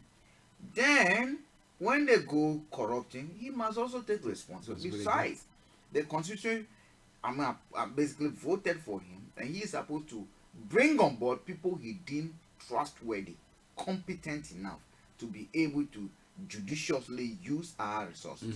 Okay, so if you have someone under your nose, under your watch, under your supervision, and the person has done wrong that everyone can see visibly, videographic evidence are even there to back the public opinion, and you still come out to tell us it's not your responsibility.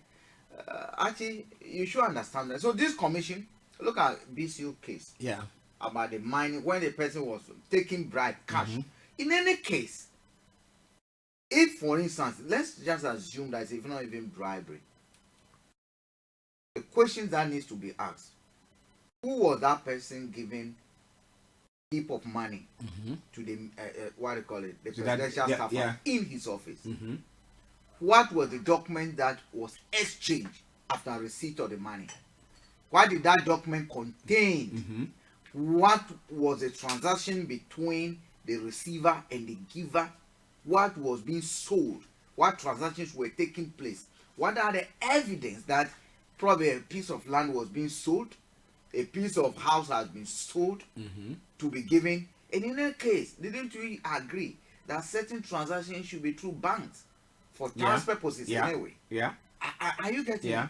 So at the end of the day, when they come to you and tell you that no wrongdoing has been found, from beginning or from day one, from the beginning, the terms of reference that have been given to whichever committee has been appointed to actually look at this case has been asked to find ways of clearing people who might seem close to this. We have someone slapping a member of parliament. No wrong has been done. We have someone deploring what they call it, a team that the commander of SWAT himself did not know. No wrong has been done. Are you getting me? We got people, guns, using guns anywhere, showing off arms. Are you getting me? No wrong has been done. Actually, and you know, and let me remind you again that one of those people at Ayawasu Wagon are those who killed the police. You've been saying that. 2 police officers at Kaswa dead. All right. That gun that they use, have we even investigated to know the source of that gun?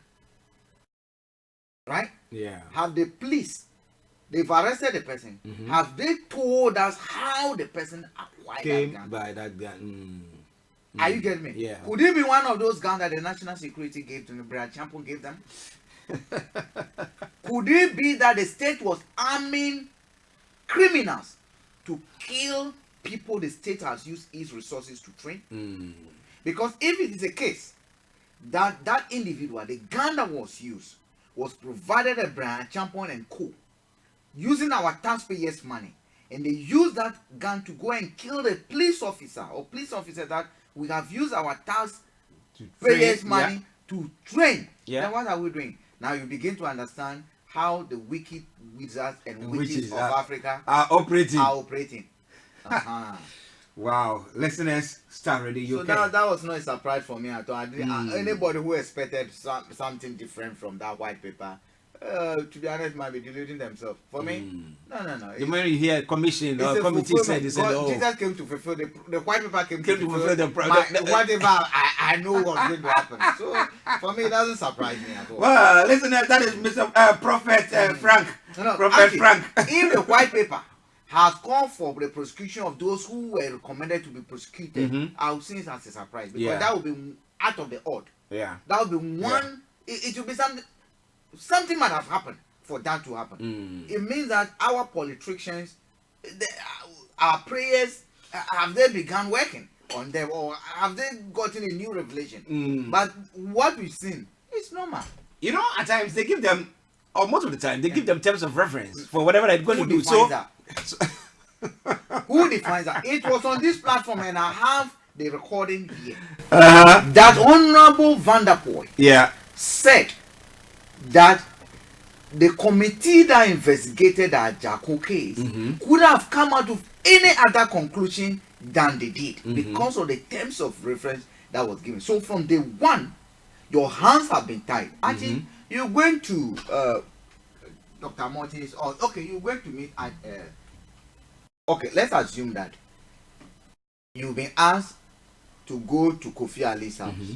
The terms of reference that you're going over there to do, when you go, find out if Kofi Ali's wife is 4 inches tall. Secondly, also find out whether when he was going to get his wife, or when he was going to marry his wife, he actually used a tape measure to determine her height. And okay, find out whether the tape measure was produced in China or not. So now you went there, you saw the tape measure. It is German made. You saw Kofi Ali's wife. What do you call it? She's 4 feet plus. He's 4 feet plus. You saw that when Kofi went to get her, she didn't hold a tape measure. Okay, now if the command is that when you go getting your wife, get a tape measure. Okay. Yeah. And now you find out that he didn't get a tape measure, but you realize that the wife is not 6 feet tall as it would have been to commit a crime. He hasn't committed any crime. Okay. Although he did not follow instructions. He didn't take the tape measure when he went to go get married. Are you getting me? You find evidence that the tape, although it's a tape measure, it wasn't produced in China. Yeah, it's a German one. Now, they did not ask you whether the wife that he took, whether he paid the bride price, whether he kidnapped the woman. That is not. So even Kofi has committed a crime by bringing the woman to his house. He hasn't committed. He's exonerated, free. You are actually asked to focus on a narrow. And that's what you go for. Okay. Vanderpoel said, money exchanged, corruption took place, but the terms of reference that was given to that investigative committee, nothing could have been found. Akufo-Addo is now telling us that Emulsion's commission went or did not focus on the terms of reference that was given to it. Now the question, what are those terms of reference? What Emulsion, a man I respect so much, I've spoken to him, I've interviewed him, I remember. And he's a no-nonsense man. Everybody has their political, but he's someone who confronts the truth as it is. If people who know Mensa Bonsu, Professor Mensa Bonsu, people who might have been in law department at the University of Ghana, if they know that lordship, they will know she's a no-nonsense woman. She will be close to a party, I don't want to name, but when it comes to know, those who went to law department at University of Ghana from the 1990s running down to 2000s and other will tell you who they call it Masabi. Okay, Frank, that's what all it must be. We're coming back to that. The Emulsion Commission, the president, or the I was going to say the White House, the presidencies or the government's white paper covering it. And is it something that is you have to take with a pinch of salt or what? Well, we have made our voices heard, but we have Mr. Lai Mikoiki who has joined us. Let's quickly go to him. He is in town somewhere. Yes, I can see he's enjoying the sunshine, but he still has his jacket on. So where is this gentleman? Yomi, good morning, and where are you? Well, very good morning. We're in Sultan, which is Kingston, London Borough of Kingston, about an hour, 30 minutes away from London. I mean, from Edmonton, depending on where you're coming from. I believe it's not too far from where you are transmitted from in Croydon. because the distance from there, depending on where you're driving from, Mhm. will determine how long you will arrive there. Yeah. We've just literally arrived there. We've got about 20 minutes precisely, or maybe 15, Mhm. to give an update before we kickstart, the main purpose of coming down here. Okay. But as you can see, the beauty of of what we do is it takes you around different boroughs, Mhm. and you realize that it doesn't matter wherever you are in United Kingdom. There might be some little bit different when it comes to going to a bit further. Yesterday we couldn't join you because we were all the way in Portsmouth, and the timing was so tight that we couldn't join the studio. But one thing I've noticed with Star Radio UK sending me around is you get to meet people, you engage with them, and you ask questions. And one of the questions that we have been asking those that we've been engaging with, not to relate to Nigerian issue, but with the BRICS exit. And you'll be amazed that a lot of people are saying everything seems to be a big mess. And once again, to those that are listening, welcome to the London Borough of Kingston, where we are transmitting from on Star Radio UK this morning. Well, listeners, it is Star Radio UK. And let me say good morning to Mr. L. Opon as well, who is in the house.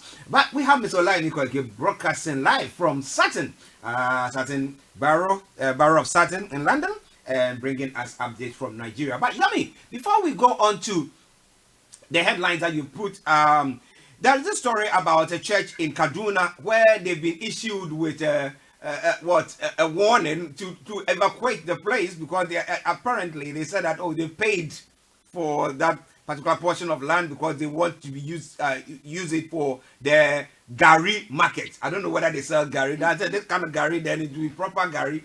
Yeah, that market there to expand the market and everything. Now, how true and what information do you have about that? I don't have that story in my hand, so I might not be able to go into details of it, but we might find out a little bit what is it about, and we might be able to report back maybe on Monday. But one thing is, when it comes to religion and our institution in terms of religion in Nigeria, they are very, very deep, and I'm sure the authorities might be looking into that as well. And Kaduna State that you mentioned is one state that I've always had a lot of ethnic fighting. I mean, we talk about Nigerians being killed in South Africa, but you'll be amazed how many Nigerians are killing each other as well in some part of Nigeria. And there was a good kudos to the Nigerian police force for arresting a serial killer. I mean, this is an individual. I mean, he also even have a Facebook account. And when I was looking at the Facebook account, you will never in your mind think he's a serial killer. And he was only captured because we are getting there. We might not be there yet, but some areas of the country, especially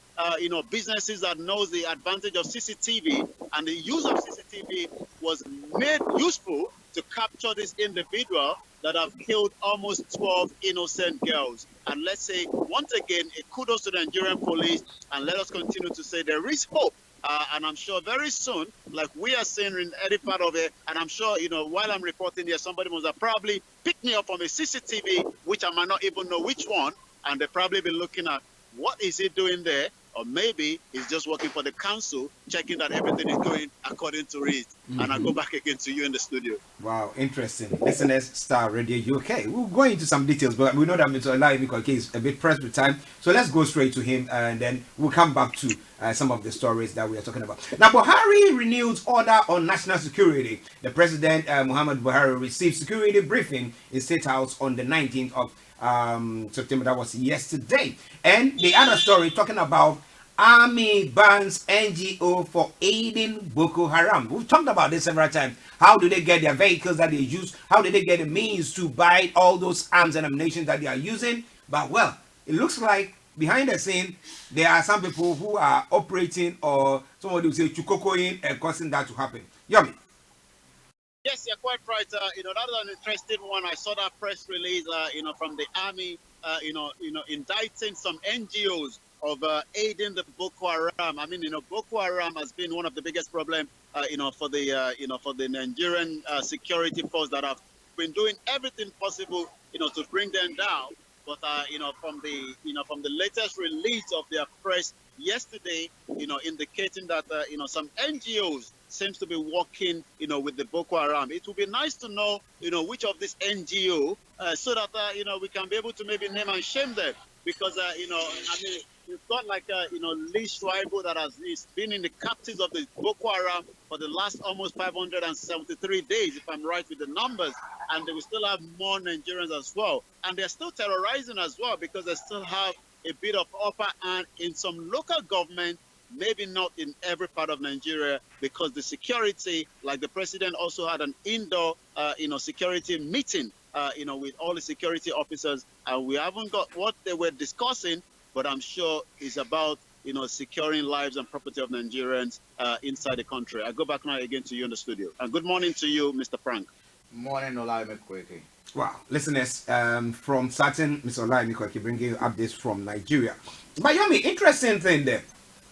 We had the IS. The IS, whilst they were operating, whilst they were even killing people, we still had people who were going into where the IS was to go help. In aid. I mean, people who have been hurt, children who are not getting whatever things, and they were all there. Well, remember, a few people were even apprehended and killed. I mean, by the IS. So maybe these NGOs, that is exactly what they are doing. Well, the question is, we saw a lot of British citizens that flew out, thinking they were going to help, IS, according to their own belief of IS. Not realizing the atrocity that some of these, organizations are also committing. So if an NGO believes that maybe looking at the environment and what they were seeing, decide to help, we don't know what kind of assistance they are giving. The Boko Haram, could it be food? Could it be fuel? It could be anything from, maybe just a bit of humanitarian assistance, or maybe even a bit of, weapon. We don't have those details, but I'm sure, the security operatives have probably been observing and monitoring this before they could release that press statement. I'll go back now again to you in the studio. Okay, let me quickly go to Frank and let me ask Frank. Now, when it comes to where there are war or terrorism or attacks of the sort, we have the NGOs who go in. Yeah. Now, some of them we know might go in who are supporting these organizations. Yeah. Okay, but there are others who go in just to support the needy in that environment, and therefore it's difficult when the state security says that, oh, you are there, you are supporting these people. Maybe there are some people that government cannot reach out to in that community, and these are the ones that they are saying to. So what's wrong with that? No, actually, we also have to look at what the security apparatus might be coming from, because the accusation here is that Nigerian Army shuts down 8 groups for feeding Boko Haram. One, we know Nigeria has declared this group as a criminal organization, a terrorist organization. Now, it therefore behooves on us to be able to provide information wherever we see them. Okay. Now, are these people known, the 8 groups, are they known that these are Boko Haram members? Okay. If they are known that these are Boko Haram members and they have continuously provide them food, which in any case a resources assistance, taking the money from somewhere from other people and feeding them, then for me, I think I will back the security for their actions. But if it has to do, although when they do this, the innocent again will suffer. The innocent again will suffer. But what role has the aid organization played in trying to inform the security that these are the hideouts of some of these terrorist people, especially if the Nigerian authorities have already called that civilians should help them. So tens of thousands of civilians have been killed by these people. Now, whatever we can do to support them, if this is the only means that they feed, they come, the aid organization, and again we need to look at the aid organization. Which are these? Who are behind the aid organizations? Who are actually behind the aid organization? I think it should be very, very premature for us to probably say government has not acted and the security have not acted appropriately, because we don't even know who are behind what they call it, the organization. In this country, we've had a family convicted for helping their son, sending money to their son. The law frowns on it because it is aiding someone engaged and involved in terrorist acts. So if you are an NGO and you seems to be doing that, then I think that you I think it's true. It's premature for us to, Okay. Wow. Listen to Star Radio UK. Yami, before we go on to any other news that you have for us, now, do they have the list of? I know they don't have the actual list, but where these NGOs are from? Are they from outside, or are they locals, or what? Well, we don't have the full details of that, but we do know that numbers and numbers of NGOs work across in different state and different local government. We have about 774 local government in Nigeria, and most of those on ground are doing a very, very good work. But if we do have, like Frank said, you might be sending money and not realizing that you are aiding someone, in a terrorist organization, and that is where I believe that maybe the military must have intercepted, because I'm sure some of these Boko Haram also must have an account, and maybe that is why the new policy that the Central Bank of Nigeria is saying to deposit 500,000 naira into your account, there will now be more charges as they are trying to make the country cashless. Though, the Federal House of Rep have asked the CBN, the Central Bank of Nigeria, to put a hold on that, because, if you're trailing someone in the market, to deposit the money, because a lot of Nigerians still believe carrying cash is where, is the only way, even though in this part of the world, I can't remember the last time I saw 1,000 pounds in my hand, even though 1,000 pounds passed through my account almost every other month. But to see it in my hand, and then maybe you, like I was saying on Nigeria Voices the other night, and you slept up and realized that you run out of the train only to realize that your bag is still on the train with and your 1,000 pounds is gone. I can imagine the kind of frustration after that hard work of a month. But Nigerians believe that you must carry that cash to wherever you're going to purchase goods and items. I'll take a pause on that before we go more into the other update. Like I said, time pressing, but we will give more into the update that we still have in our hands. I'll go back now again to you in the studio. Okay, Frank wants to say something. Let me just give you a little bit detail about this organization that has been shut down. The name of the organization is Action Against Hunger. Action Against Hunger. Action Against Hunger. They have denied the allegation that they have been supplanted, but this is what the army is saying. That it says they've been persistent. Okay, let me just bring a bit about it. The organization have denied the allegation, saying that the soldiers closed down its office on Thursday, that was yesterday, in Maduguri, the main city of Northeast Borno State, without prior notice. Action Against has had to halt the assistance it is providing to millions of people in Maduguri. Now, but this is what the army said. This is a army says the allegation made by the army is it is the first time it is explicitly named an aid organization. So in Nigeria, they are not the only organization, but they be specific that they've named as the aid organization for breaching security and sabotaging the army's counter-terrorism operations in the area, in the region. And now the army continues the subversive actions of the NGO. That's Action Against Hunger persisted despite several warnings to desist from aiding and abetting terrorists and their atrocities. The statement says that the army said it had obtained credible intelligence that backed up its intelligence. And Boko Haram medicine. So basically, the army says it has credible intelligence. And these people are involved in supply of medicines and food.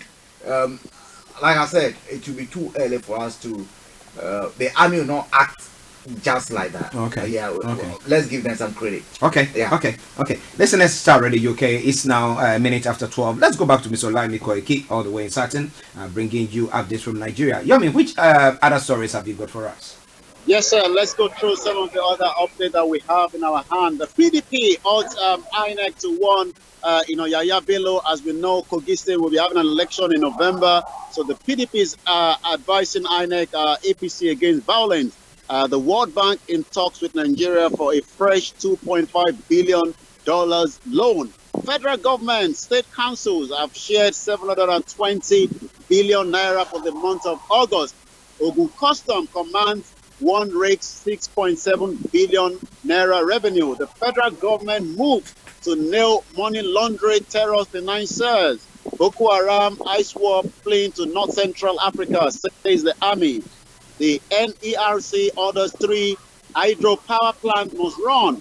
Operation Safe Corridor in Gombe, now a global model, CDS.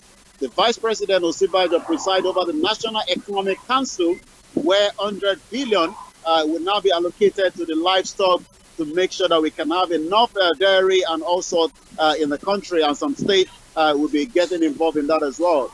Also, Council, federal government working to make snake anti-venom more accessible. Kano government orders police to shut down OPay office. ECOWAS to prioritize investment in border security, tackle drug trafficking. Official border closure pushes up demand for the local rice in Enugu. Also, the Central Bank of Nigeria spent 146 billion naira to support 84,000 rice farmers in Mefele. And also, I'll take one more, go back to you in the studio as well. The NECA louds Buhari over Economic Advisory Council. Even the richest man in Africa, Dangote, is quite pleased with the new initiative taken by the president, which we believe must have arrived at the United Nations for the 74th United Nations General Assembly that is taking place, later on this week. Also, I'll go back. Gombe confirmed 3 cases, says source traced to, and that's a yellow fever. That's in Gombe State. Also, we do have police inspector killed during shootout with 8 men in Delta State. So that is still another big problem in there as well. Flood destroyed 2,667,000 houses, farmland in Niger State. And we know that the $9.6 billion judgment can't stand after P&IDS conviction for fraud. And that is one of the other big stories taking place as well. Nigeria spent 80 billion on palm oil in 8 months. Is that not interesting that in 2019, we're still importing palm oil, that we were the one that gave the, the seed to Malaysia that is topping the world now. Let's hope that we can do more, like the federal government is trying to make sure that agriculture is something that we can turn around and help the farmers. I'll go back again to you in the studio just about a minute or so before we come up on the live update from Sutton, where we're reporting from this afternoon. Yes, listeners, that is Mr. Olaimi Koki reporting live from Sutton, telling you about what is happening in Nigeria. Interesting. One story that I really just wanted to touch on was the shooting of the police chief in the Delta State.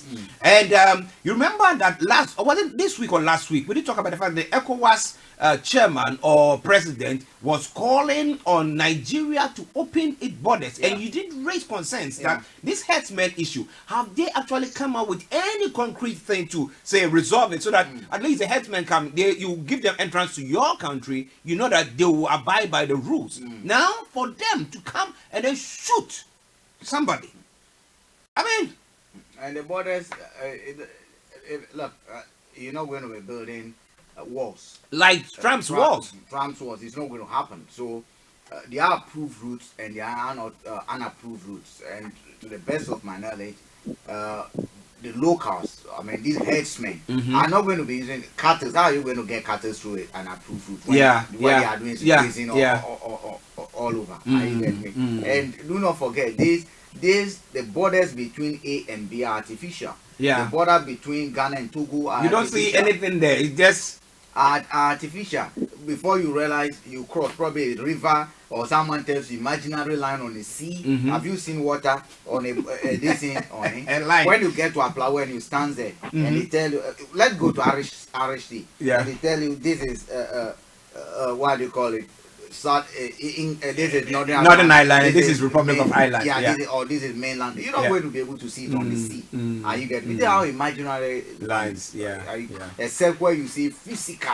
Look like at Trump's one where he put proper walls. Even that he's not be able to border the below the because you can dig actually. You can dig and you can catapult yourself over. All right. So actually this is one problem that I think we do have, which Kofi issue comes in here strongly. And we will be able to achieve more if we go with ECOWAS. They say that planning as a region, because when it comes to this harassment issue, I've always maintained that this is not an issue for a single country. No. Because these are people moving from one location. Today they will be in Nigeria. It's a Nigerian problem. Tomorrow they are in Benin. It's a Benin problem. The others are in Ghana. It's a Ghanaian problem. Tomorrow they are in Ivory Coast and other places. It's a regional issue. Let's come together. They deserve to be there. Let's come together and carve out a regional corridor for these people, where they can move seasonally from one end to the other. Are you getting me? That is what we need to do. Okay. Yummy, before you go, what else do you want to say?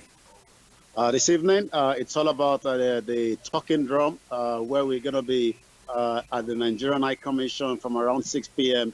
Aino is a cultural drama already played for not just the royal family here in the United Kingdom. He has been to almost every part of the country and outside. So he's got an event coming up in October, but he's showcasing the preliminary of that this evening. So if you're a Nigerian living in London or Africa, is a walk-in, you don't have to pay for that, but starting from 6 p.m.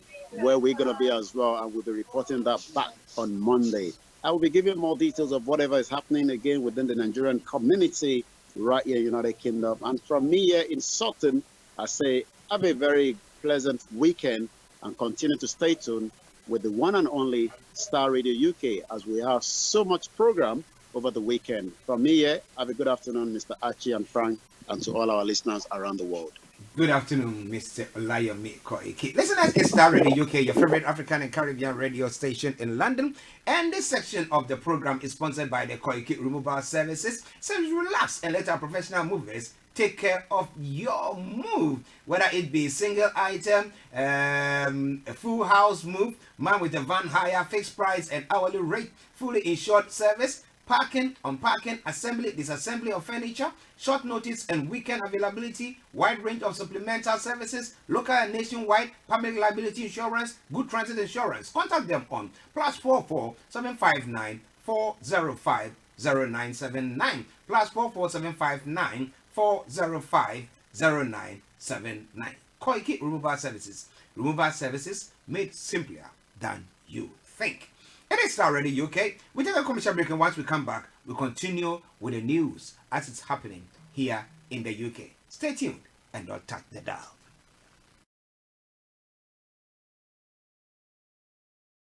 Eric Reverence Management and Back-to-Back PR International are proud to present Gospel Explosion Summit 2019 UK meets USA, a historic event happening on Friday and Saturday the 11th and 12th of October at the Emmanuel Centre, Marsham Street, Westminster, London. Come and take part in musical workshops and panel discussions. Experience vibrant performances from up-and-coming UK and USA independent artists, groups and choirs. Special guest artists include from the USA, Wendy Henderson Wyatt, Carolyn Traylor, Charles Woolfall and Alicia Moore. From the UK, Olga Argo, Birmingham Community Gospel Choir, James Adams, Sam Adebanjo and Joshua Kessler. Your hosts are Ibe Jaikila and Madeline Kurzner from Premier Gospel. This is an event not to be missed. You can purchase your tickets from Eventbrite. For more information, visit gesummitintl.com.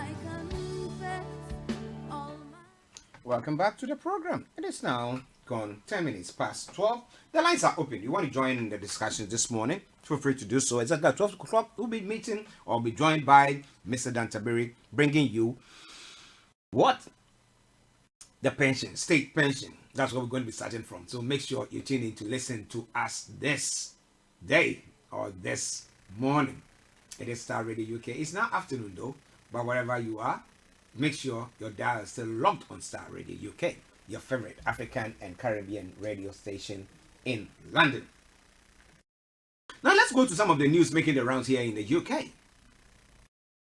First and foremost, yesterday we did talk about the former Prime Minister's saying that he went to see the Queen for the Queen's support during the referendum. And now we have the palace, I mean, being displeased with Cameron's comments because they're saying that the Queen is supposed to be neutral. Okay, so though you might go there, she might advise you this, but it's not supposed to be made public.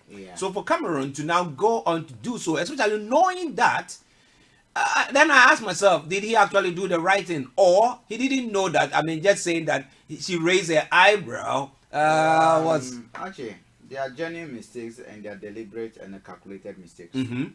The man is promoting his book, and if he has captured in that book that yes, I at a point, especially when it came to the Scottish issue, after calling that referendum, I consulted and I sought the help of Her Majesty.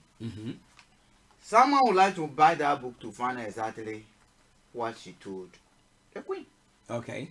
So one way or the other, even if I don't want the book and I want at least I want to know what the Queen said, I'll go and buy it. Yes, we understand the money will be given to charity and other things, but again, whose name is in it?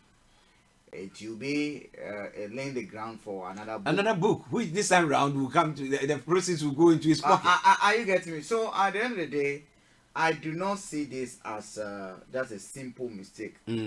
Especially also, when it's been printed. Yeah, and it's also coming at a time when the court is sitting to deliberate and discuss and take a decision which will impact this country about Boris Johnson's advice to the Queen. The discussion, Rich-Mark, part of the European Economic Union Group. Listen, it's not that too. That's how Frank is calling it. And now the head of the House of Commons, might have told the Queen when they asked her to sign this in proroguing Parliament. So actually, it's a very, very controversial issue. But again, it is achieving the purpose for which the words were sent.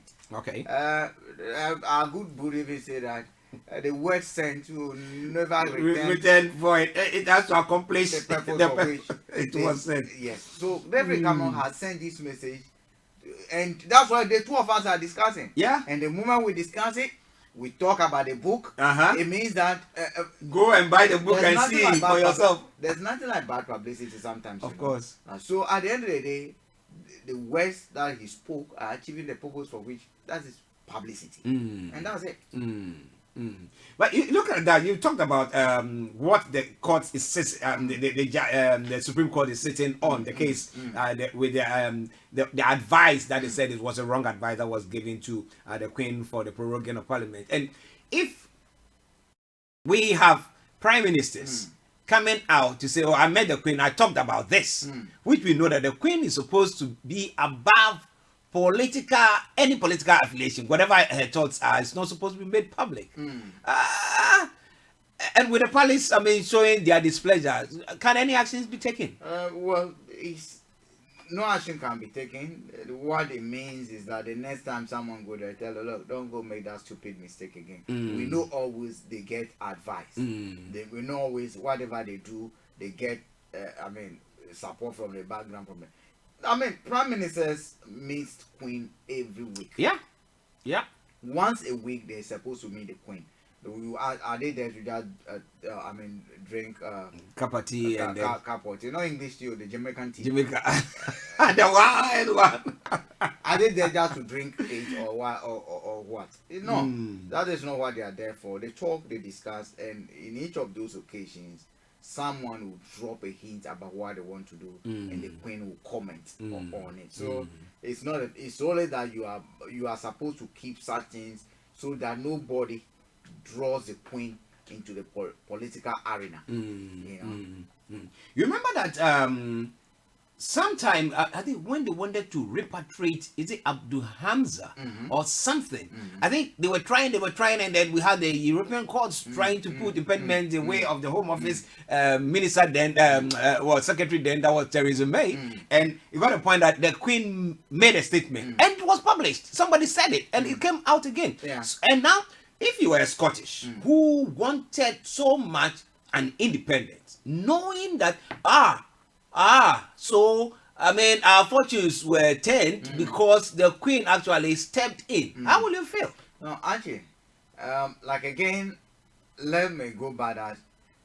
Whatever was published by then, what the Queen's message that she passed, it wasn't like it wasn't like this is what I want you people to do. Could it be that even the person who asked the question was planted?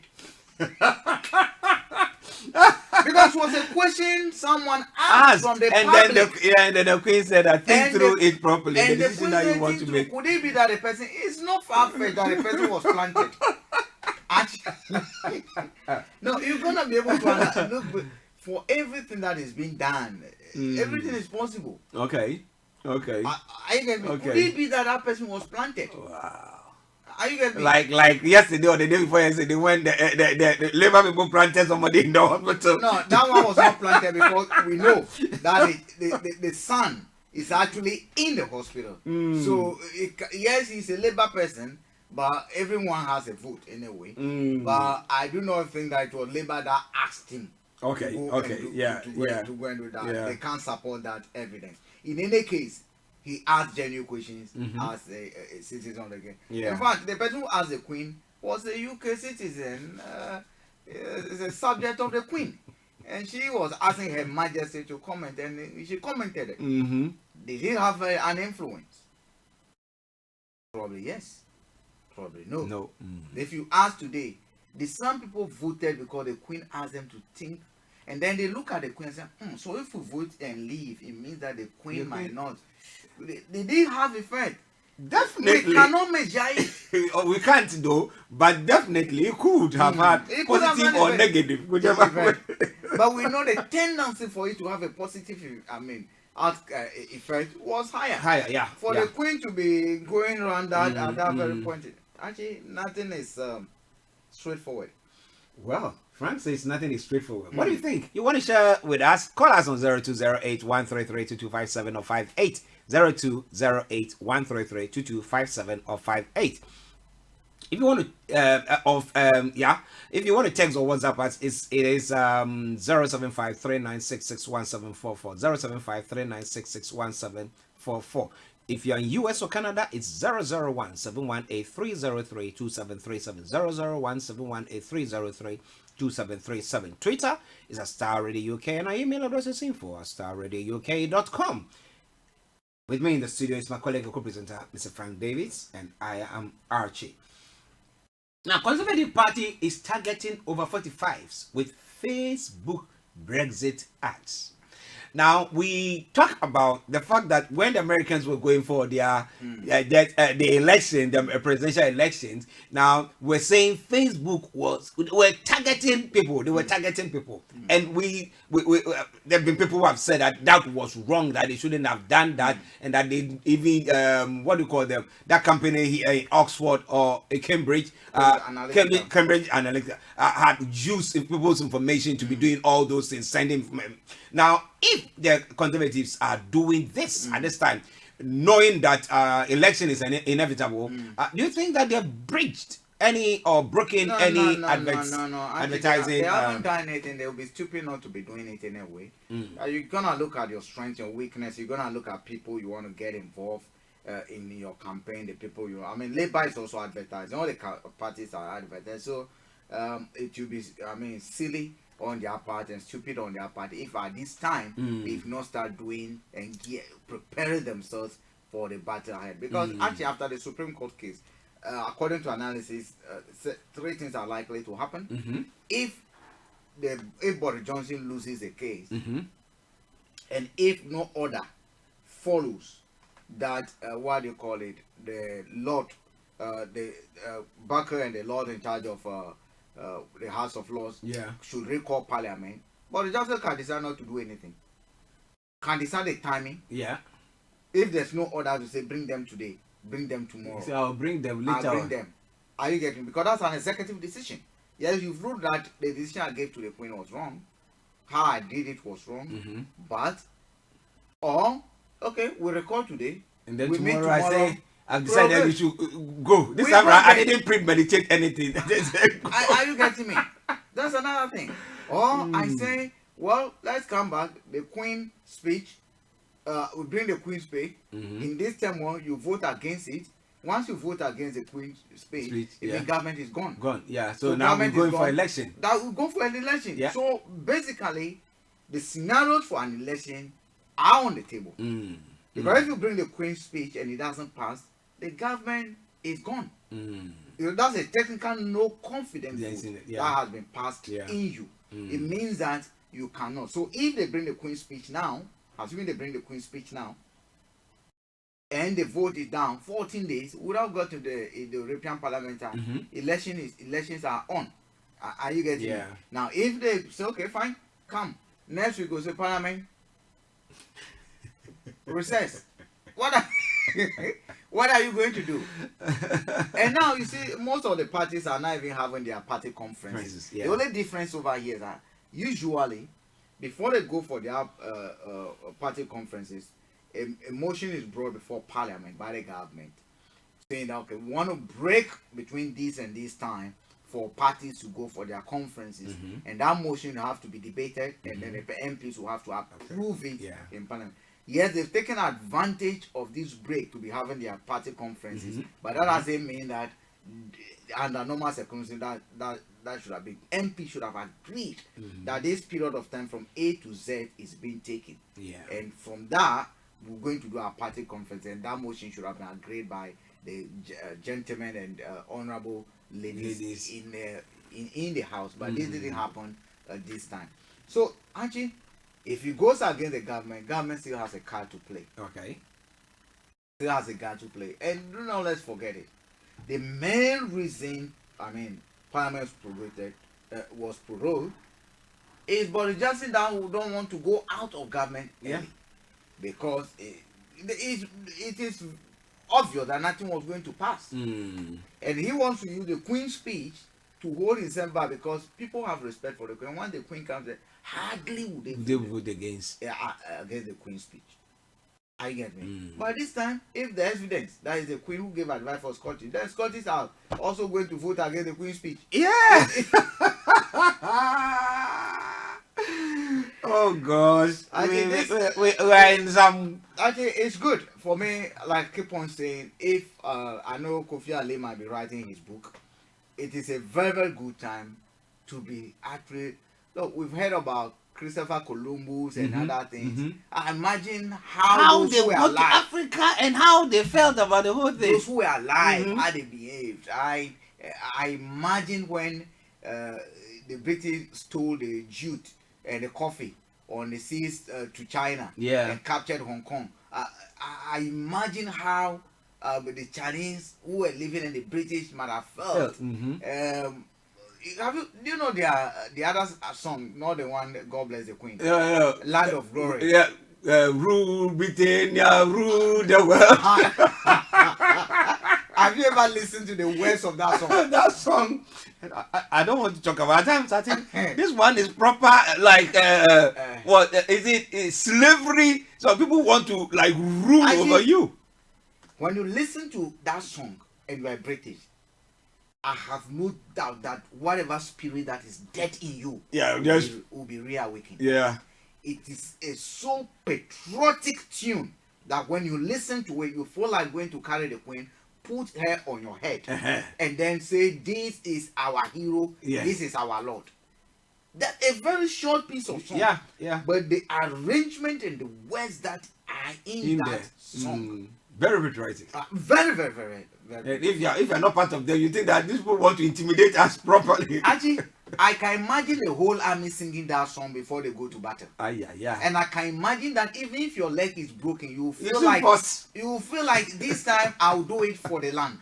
Are you getting me? So actually, whatever is going on, I think it's good. We're learning the certain precedents, and as far as I'm concerned, they should play it on. They should play it on. They say Michel Barnier has said that a deal is possible. Well, it's just they've been antagonistic against the Luxembourg thing. So it's a way of sweetening. Yes. That's the way I look at it. Just You know, Sprinkle a bit of sugar on it, but still the bitterness is in there. Whatever deal that is agreed has to be passed by what? Parliament. Good. Bottom line. Well, listen to the Star Radio UK, your favorite African and Caribbean radio station in London. It's 12:26. Wow, so soon. Okay, let's move on quickly. UKIP. Now, UKIP conference amidst row over leadership, no show. The story says UKIP's party conference has opened in Newport despite its newly elected leader refusing to attend the event. Earlier this week, Richard Bryan said he will not be coming due to low ticket sales after calling for the event to be cancelled. Now, party chair Kirsten Harriott said it was an insult for him not to turn up. Now, let me just leave it there. But the question that I'm asking here is that, now, even you are the leader of the party, if it's only 2 people, you should be there for them to see your commitment to the party. Who pays for the transport? Who pays for the expenditure? The members are supposed to pay for it. So if tickets, no, it's not free. Yeah, it's not. It's not like we call rallies for free. No. Members pay. Yeah. And that's how political parties are run. That is how political parties raise some of the ways they raise their money. Okay. It was supposed to go. Yes, I understand that they are concerned, which for me is disappointing as a leader. But actually, this is what happens when a political party or an organization has no mission on its own, but revolves around an individual. Okay? Yeah. Everything starts with an individual, but it has to get to a point where that individual must transfer whatever hope, ambition, vision they have into an institutional framework. Because when it lives with that individual, it dies with that individual. Yeah. The beginning and the end of that vision ends from the day the individual steps out or dies. Okay. Now the followed was the heartbeat of the UKIP of UKIP. You remember Carol's what they call that host, talk show host? Yeah. Who was a UKIP? Yeah. Are you getting me? Yeah. I remember him. I remember. Yeah. No, actually, if you look at Brexit, what is their policy on NHS? The membership of Brexit today is Brexit. So after Brexit, what happens? We'll look at something. So the else. Brexit party is Brexit, isn't it? So once with Brexit, they do what? They also Brexit, isn't it? They also Brexit. Okay, political. Okay. They also Brexit the political. Yeah. That is exactly what it means. The only way they will remain a bit relevant is if they're able to pick a few seats. Okay. And even that, UKIP picked seats and they lost them. Yeah. Are you getting me? This is what parties like Kwesindum Party, PPP, parties that revolves only around an individual. MPP, you don't say they revolve around. APC, you don't say they revolve around Buhari. Yeah, the leader will be there. NDC, look, it's got to a point where NDC and Jerry, the founder of the party, have come to a coalition. I mean, basically fighting. Yeah. The leader, are you getting? Yeah. But the party has still survived. But they're saying it's not for an individual. The party has still survived. Yeah. You might be the founder, but you're not the owner. Are you getting the they have a well-structured constitution and another thing. Can we say that of the UKIP?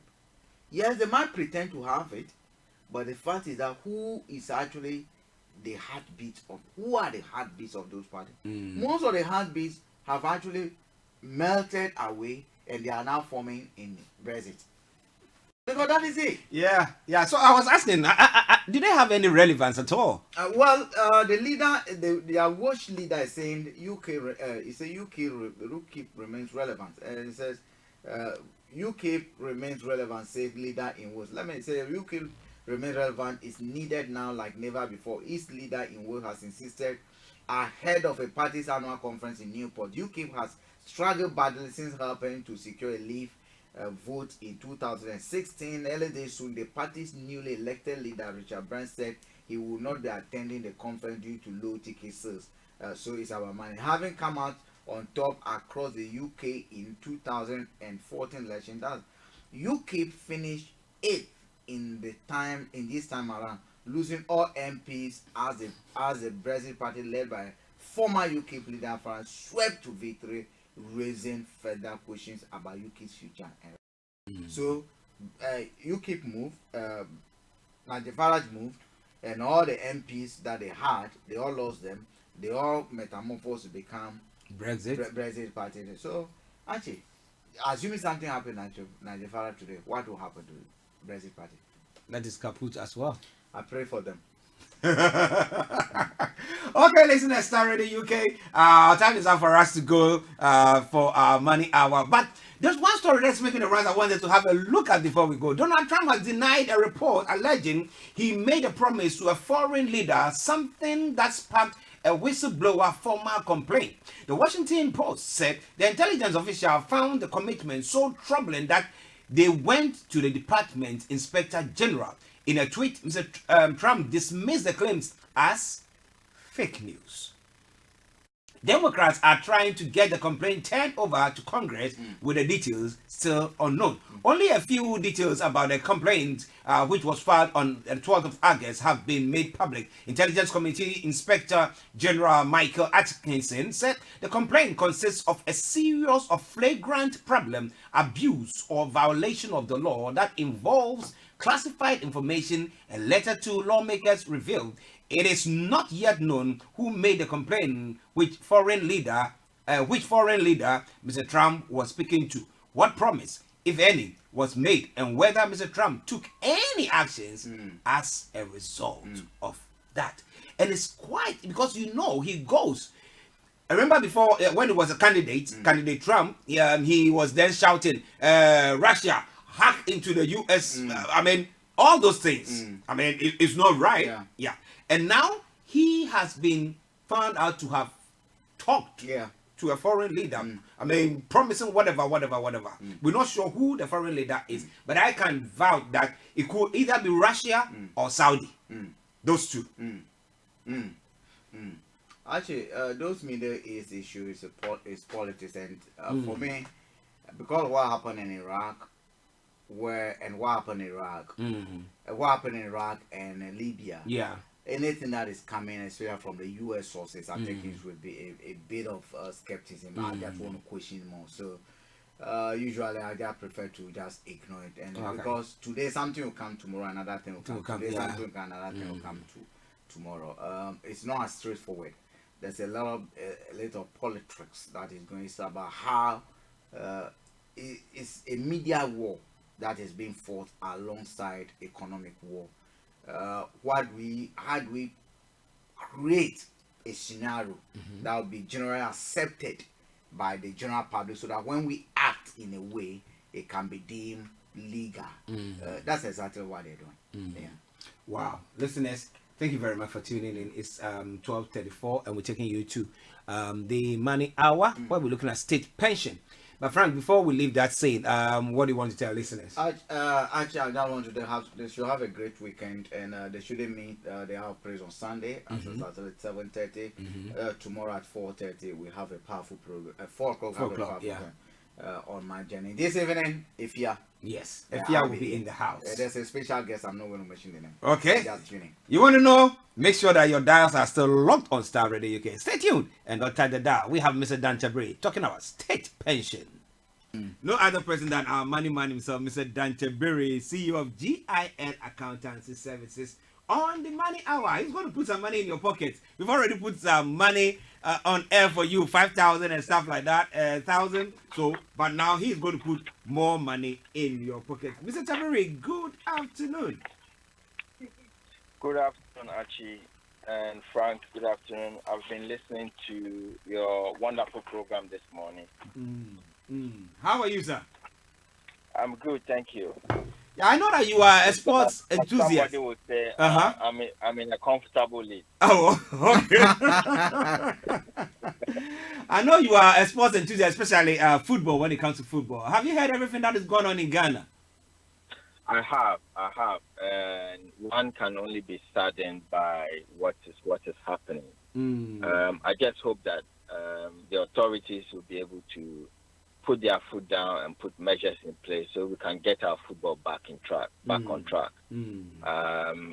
I mean, we've all seen the way our local football has been destroyed for a number of years now, and I think it's all coming out why we have found ourselves in this situation, and we just hope that the right step to be able will be taken so we can get back on track.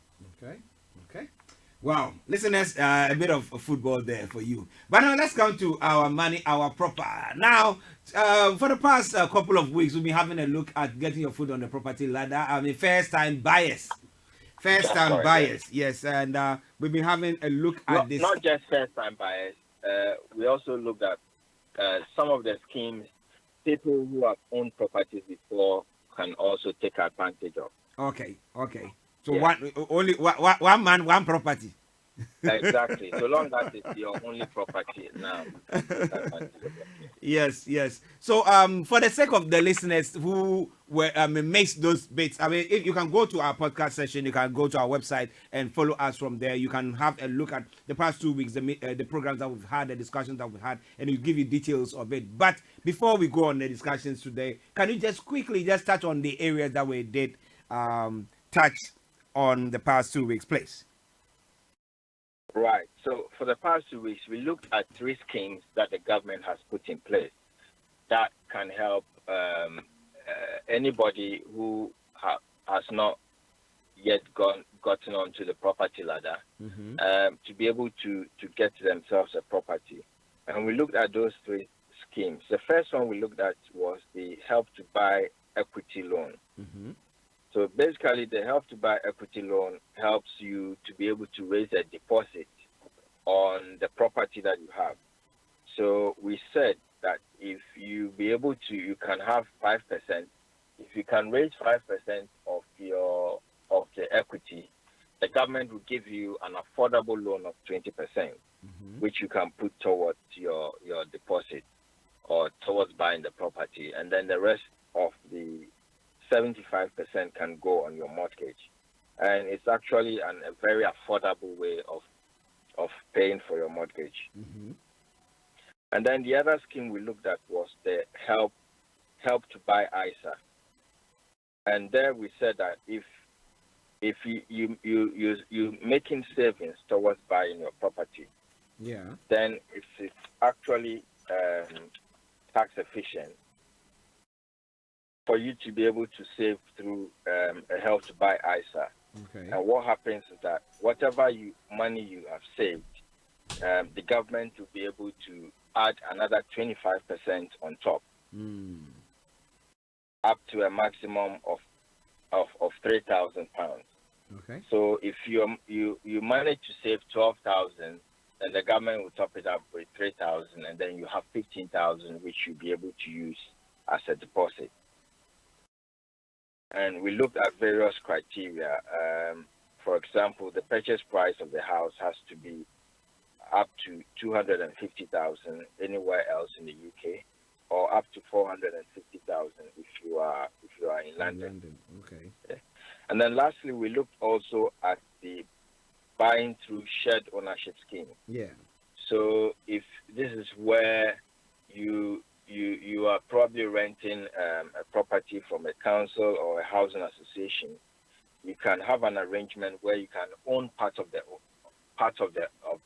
home, and the rest, which means that the rent that you pay each month would be reduced, and you have a stake. If the property's value increases, or your share or your stake in the property equally increases. And the advantage with that is that you can, if you cannot afford 100% of your home, you can afford to own a percentage. And as time goes on, if your circumstances change and you want to increase your stake, you can do so and increase it right up to 100%. So those are the shared ownership, the Help to Buy schemes that the government has in place. Definitely, you can combine any of these schemes together. You don't have to stay on just one scheme. You can combine any of these schemes depending on your circumstance to be able to get onto the property ladder. Okay, a question came in relating to the buy through shared ownership, and what the individual was asking that, does he have to be, be renting the property from either the council or the what do you call the other company, the housing association before they can do that? No. The example I gave was because that is what most commonly happens. But you can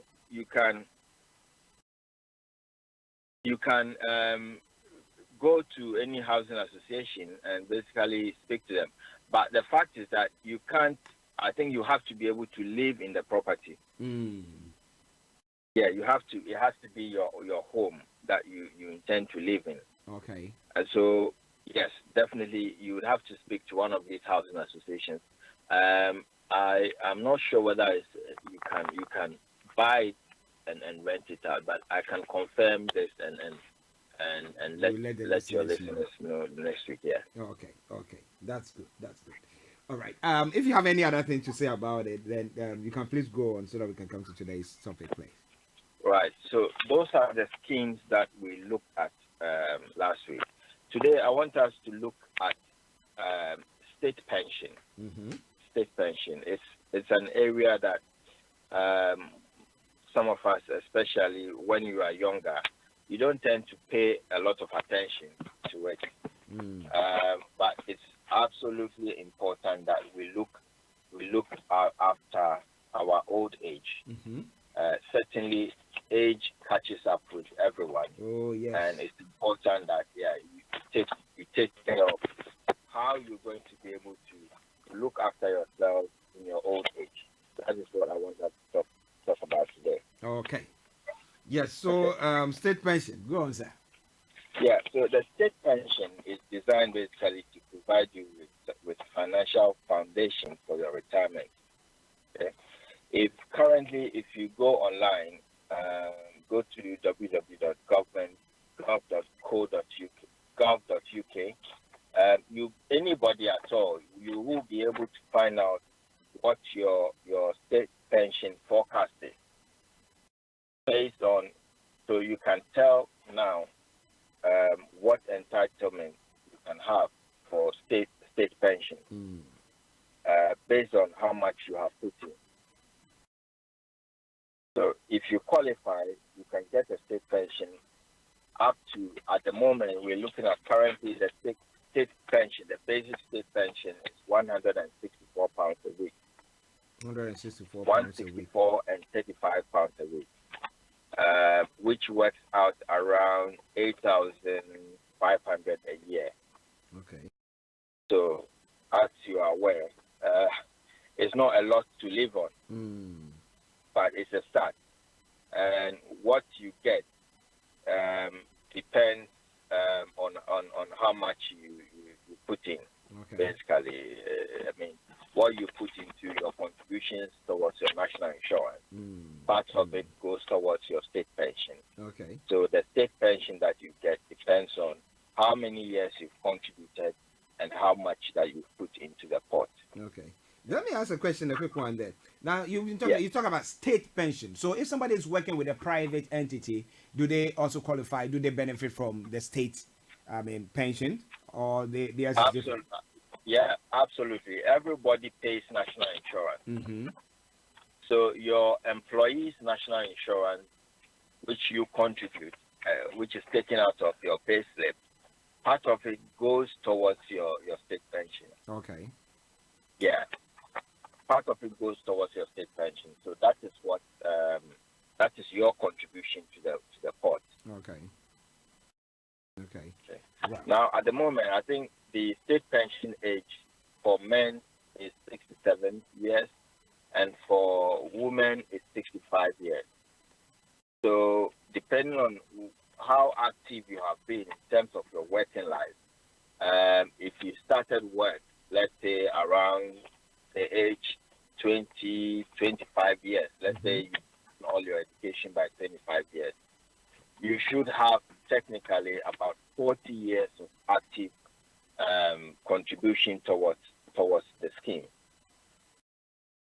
And it's important that people are aware how much they are entitled to when they retire, so that if it's not enough, you can start making appropriate plans now. You don't wait until you get to your state, your pension age, and then you realize that, oh, you haven't put enough into what you're going to get is very small. It's very important that we plan everything ahead. We plan today before the date of retirement catches up on all of that. But Mr. Tabri, there again, somebody will say, okay, I've got myself an employment. What the NI contribution that I make is taking a particular sum of money, because that is what at the end of the month, that is what I make, and therefore that is what can be deducted. How can I increase that? Right. So you can't increase the contribution. So I was going to come to that. You can't increase the contributions that you make towards your state pension because it's within your national insurance record. Yeah. However, you can have a private pension pot to basically supplement this state pension. Okay? Because the state pension is calculated based on your statutory national insurance which you pay. You can't increase that. Yeah. However, if you have extra income that you want to put towards your retirement, by all means you can have a private pension. Okay. Or if your workplace provides a pension, you can make contributions through your workplace pension, and that would actually also be a very tax efficient way of making your contribution. So is there a limit to how many pensions an individual can have? Absolutely, there is no limit at all. The limit that we have is that the maximum that you can put in a pension pot for each year is 40,000. The maximum.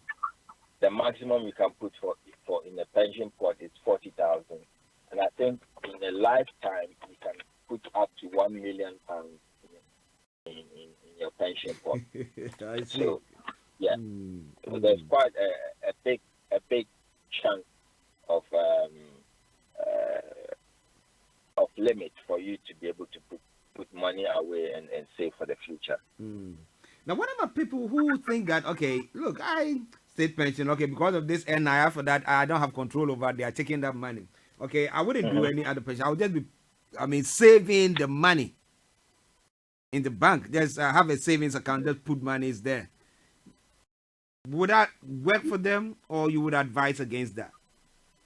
I would advise against that because, we know what the interest rate at the moment is on savings. Can you imagine that your pension depends on the interest rate as we have it now, where it's basically bottomed out, and since the recession, the interest rate went as far down as 0.5%. I think at a point it was even 0.25%. Yeah. So it's not something that we can rely on. The best would be to invest in a pension fund that would be able to give you adequate payout, at your time of retirement. Certainly, if you want to save some money, by all means you can do that. Okay. But you have to look at the alternatives. There are several ways that people have some people have used the money, saved up some money, and bought properties, and those properties they have earmarked them for as an investment towards their pension. So when they retire, they can sell those properties and then you live on that money, or live on the rent that is coming out of that property. So there are several ways you can. You don't have to necessarily invest in a pension fund. But definitely, by all means, you have to save something for the future. Oh, okay. And again, are you taxed on your pension? You are taxed when you at the point when you are making contributions. There's no tax. You get tax relief for it. Oh, it's tax relief. You are taxed at the point where you're getting the income. Okay, before you make your contribution, you make your pension contribution, you are taxed. Yeah, when you make the pension contributions, you get tax relief. It is not taxed. Okay. It is not taxed. So you are taxed when you start getting the pension income. So when you retire. Interesting. Oh, what percentage is the tax then? Oh, it's the same thing as everybody. You get the same personal allowance. Yeah. And then you get taxed the same thing. So if you have a pension income above the personal allowance, there will be some tax, yes. Interesting. Okay, sir, go on, sir. Yeah, so this is a state pension. People that I would want to also focus on today would be people who are self-employed. Mm-hmm. Now, these people pay class 2 and class 4 national insurance. Yeah. Okay? And sometimes the class 4 national insurance that they pay based on their earnings does not put a lot in their pension pot towards their state pension. Mm-hmm. So if you are a self-employed person, definitely I would advise that you look at a private pension fund, put some earnings away, because once you leave employment, once you retire, you get to realize that, oh, I've worked as a self-employed all my years. I have not had an employer contribute towards my pension, and therefore you do not have a lot. Even though you have paid some national insurance, it may not be enough to give you the standard of living that you probably desire in your pension age. So if you are a self-employed person, please take absolute control of your retirement plan now before it gets too late. Okay. Also, we know at the moment, if you are employed, we know about the workplace, the auto enrollment, which is the compulsory workplace pension. Mm-hmm. So if you're earning between anything above £10,000, your employer is legally obliged to put you on a pension, on auto enrollment pension, and that gives you, apart from your own contribution, the employer would also, I think for this current year, you have to contribute a minimum of 3%, and your employer would also contribute 2%. Okay. Next year, it goes up to 5%, and your employer, I believe, your employer's contribution goes up to 3%. Okay. So it's actually a good way of your employer topping up your income. It's part of your retirement package, and therefore some employers actually offer to match whatever the employee also puts in. So it's important that people are aware of these things and take advantage of them. Someone listening to us thinks, okay, I'm on 0 hours. I don't make up to 10,000, or rarely do I make up to 10,000. What is this? The stand for these people as well? Yeah, I mean, if you are earning less than 10,000, you can still opt into the scheme.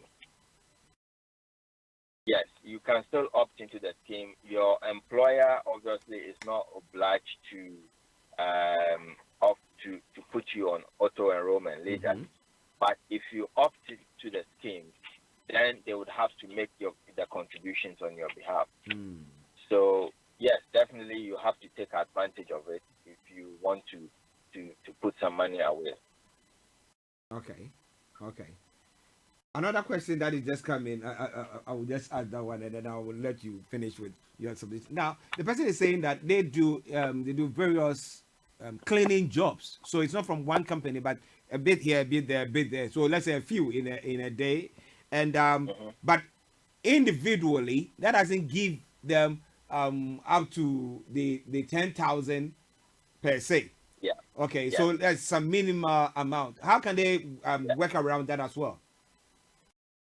Right. So for people who have several jobs, more than one, you can choose one of those employers and opt into the auto enrollment. Okay. So that those employers will make the contribution on your behalf. Okay. As we have discussed, alternatively, you can also have a private pension pot where you can make your own contribution.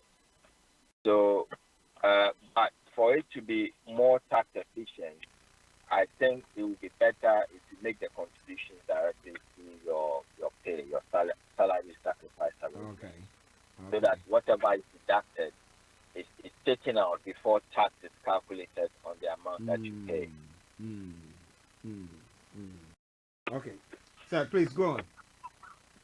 Yeah. So and also lastly, another thing that I want to touch on is that people who have children, there are a lot of people who when especially the ladies, when they give birth, have young children, they may not be able to go back to work. Yeah. Or even if they are working, they are earning very small sums. They're doing a few hours. If you have children under the age of 12 and you are claiming child benefit, it gives you an entitlement to national state pension. Take it again. Come again, please. So if you have children under the age of 12 that you look after, it gives you an entitlement to state pension. Okay. So, how many of them? One. It doesn't matter how many. It doesn't matter how many. Okay. Yes, it doesn't matter, even if it's one. If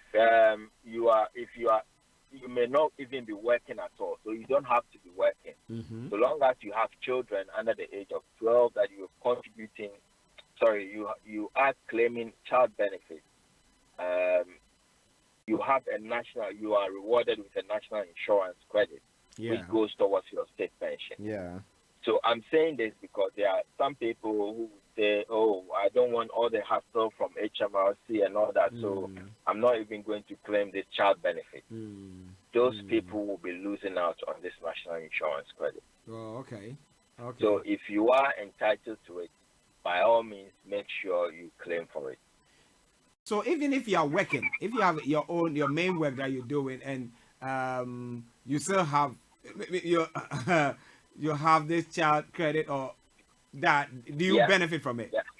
You still benefit because you still get the national insurance credit. Yes. Wow. That goes towards your state pension. Yes. Wow. Interesting. Okay. So please go on. I know that our time is almost up, but I'll leave you to finish with your submission. Yeah. So that is the state pension for you. Make sure that if you want to go and take out a private pension policy, you speak to a financial advisor who will be able to direct you and make sure that you get yourself an FCA regulated, FCA checked pension fund that you can put your money away in a safe place for your future. It's very important that we all look after tomorrow and not just today. Okay, I was going to ask you some of the good places or companies, organizations that you can pay your pensions to, do your private pensions with, but I don't know if you have some that up your sleeve that you can just give to us. Well, we know that most of there's no one that for legal reasons, obviously, I cannot tout or market any of the services. Yeah. But most of the banks, there are lots of them, especially in the UK. If you go through the FCA, they are very regulated pension fund managers or organizations who will be able to set you up at very low or minimal or sometimes very negligible cost. Okay. So you can even speak to your bank, approach your own bank, and they usually have internal financial advisors who will be able to do that to help you. There are also independent financial advisors all over on the market, even on the high street. We can identify some that you can approach to help you. Okay. Wonderful. Yes, our time is it's up. I was going to say almost, but it's up and it's over. But before you go, what do you want to tell listeners, please?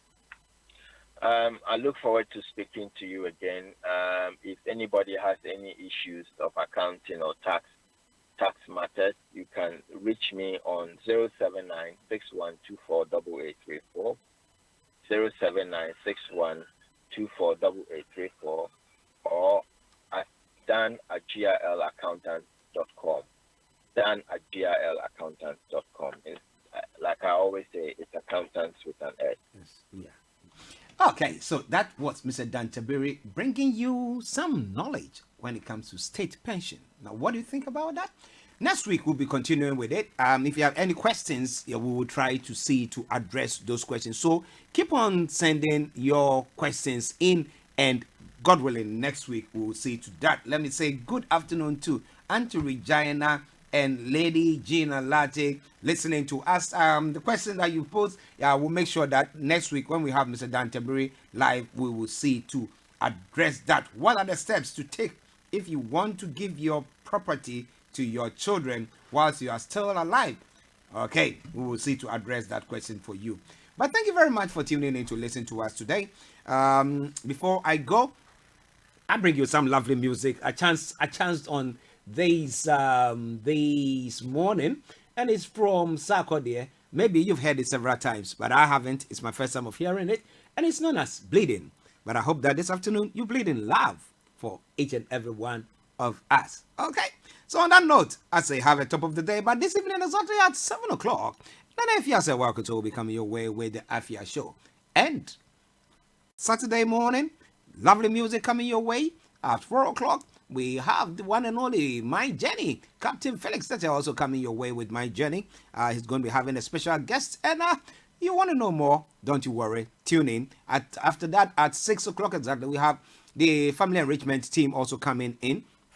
And some lovely music. Sunday, we have the Hour of Praise, a special one. US versus UK. So going on, Mr. Frank Davis will be in the chair to bring you that program. On that note, I say have a top of the day and have a very good weekend. It's been me, your one and only Archie, Mr. Frank Davis, and all the team saying have a lovely day. Bye-bye for now. Sarkodie, Bleeding.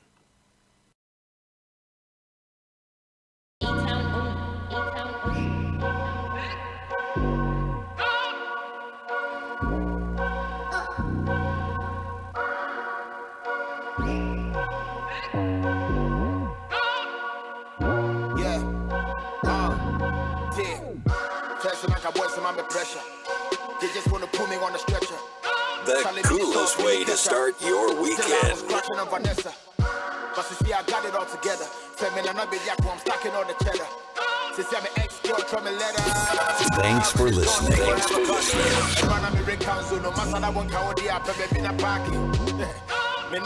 Now when you mean yes, and then so far so I'm very relaxing.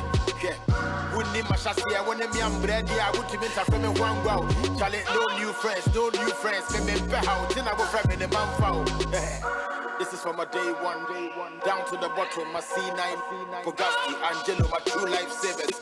When I'm with these, I have a big time favors. Now go on the messy baby bar. Yeah. Me to me forget the old boys. Me nam from no one coming home.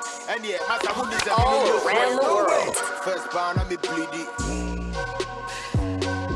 Now we put up on a mirror and I will feel it. Yeah.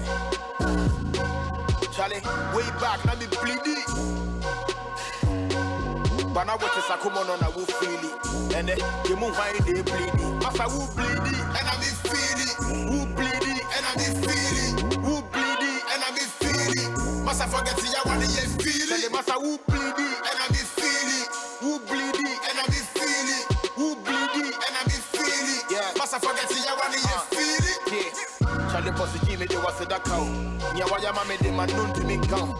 I feel born into me you will mouth. Me where you man go anya nya mianka won't doubt. Black Nana, nya me shira the bean count. Can ya wope na me ye be bean mouth. One bre me hondia mamusu on count na baby say what they cannot mean to your mouth. Yeah we say we tine mu ane too. Komodina koko tie ka keku na nenya mesa ne bra na wo mesu loyalty na me sorry am the boesu first but me bosia we see me nimu song and then we need ya tra we need ton me kasa kura we see me nu me timbo so peska say they say wo pe bin ton wo kwa wo chire mo na wo pe me sempo a fa kompai bo mo na nya by force wo bo me pension na say betumi aboa ka chire me mini pa de gyro of course first ban na me pleady. Now we put up Panamera and we feel it. Charlie, way back, now be bleedy. But now what is a common on a woo feel it. And then you move in a bleedy. Master who bleedy and I be feel it.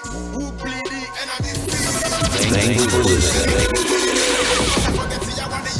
This is Star Radio UK.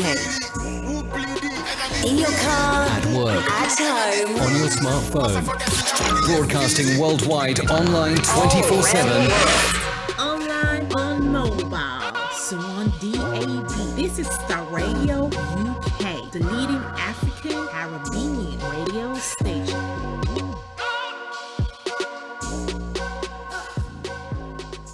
Eric Reverence Management and Back-to-Back PR International are proud to present Gospel Explosion Summit 2019 UK meets USA, a historic event happening on Friday and Saturday the 11th and 12th of October at the Emmanuel Centre, Marsham Street, Westminster, London. Come and take part in musical workshops and panel discussions. Experience vibrant performances from up-and-coming UK and USA independent artists, groups and choirs. Special guest artists include from the USA, Wendy Henderson Wyatt, Carolyn Traylor, Charles Woolfall and Alicia Moore. From the UK, Olga Argo, Birmingham Community Gospel Choir, James Adams, Sam Adebanjo and Joshua Kessler. Your hosts are Ibe Giankiller and Madeline Kurza from Premier Gospel. This is an event not to be missed. You can purchase your tickets from Eventbrite. For more information, visit gesummitintl.com.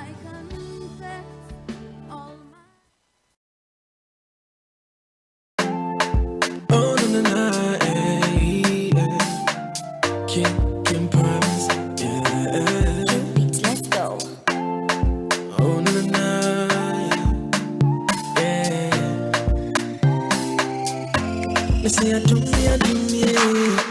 do me, sure me. You know they say I be better past anybody. They say what you out, and your boy no. See, say what the hustle know they make chance pass me by. So make it do your best and use your sense. I saw the stress since I put God first. Charlie, it no be race, it no be test. The jack guides so no one can test. So make it tell them. So we do come to the fear them. Baba brought it for my side, so no shake it.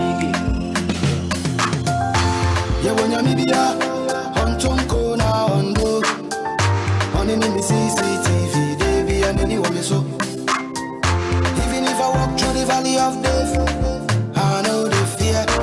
Every day be your guide.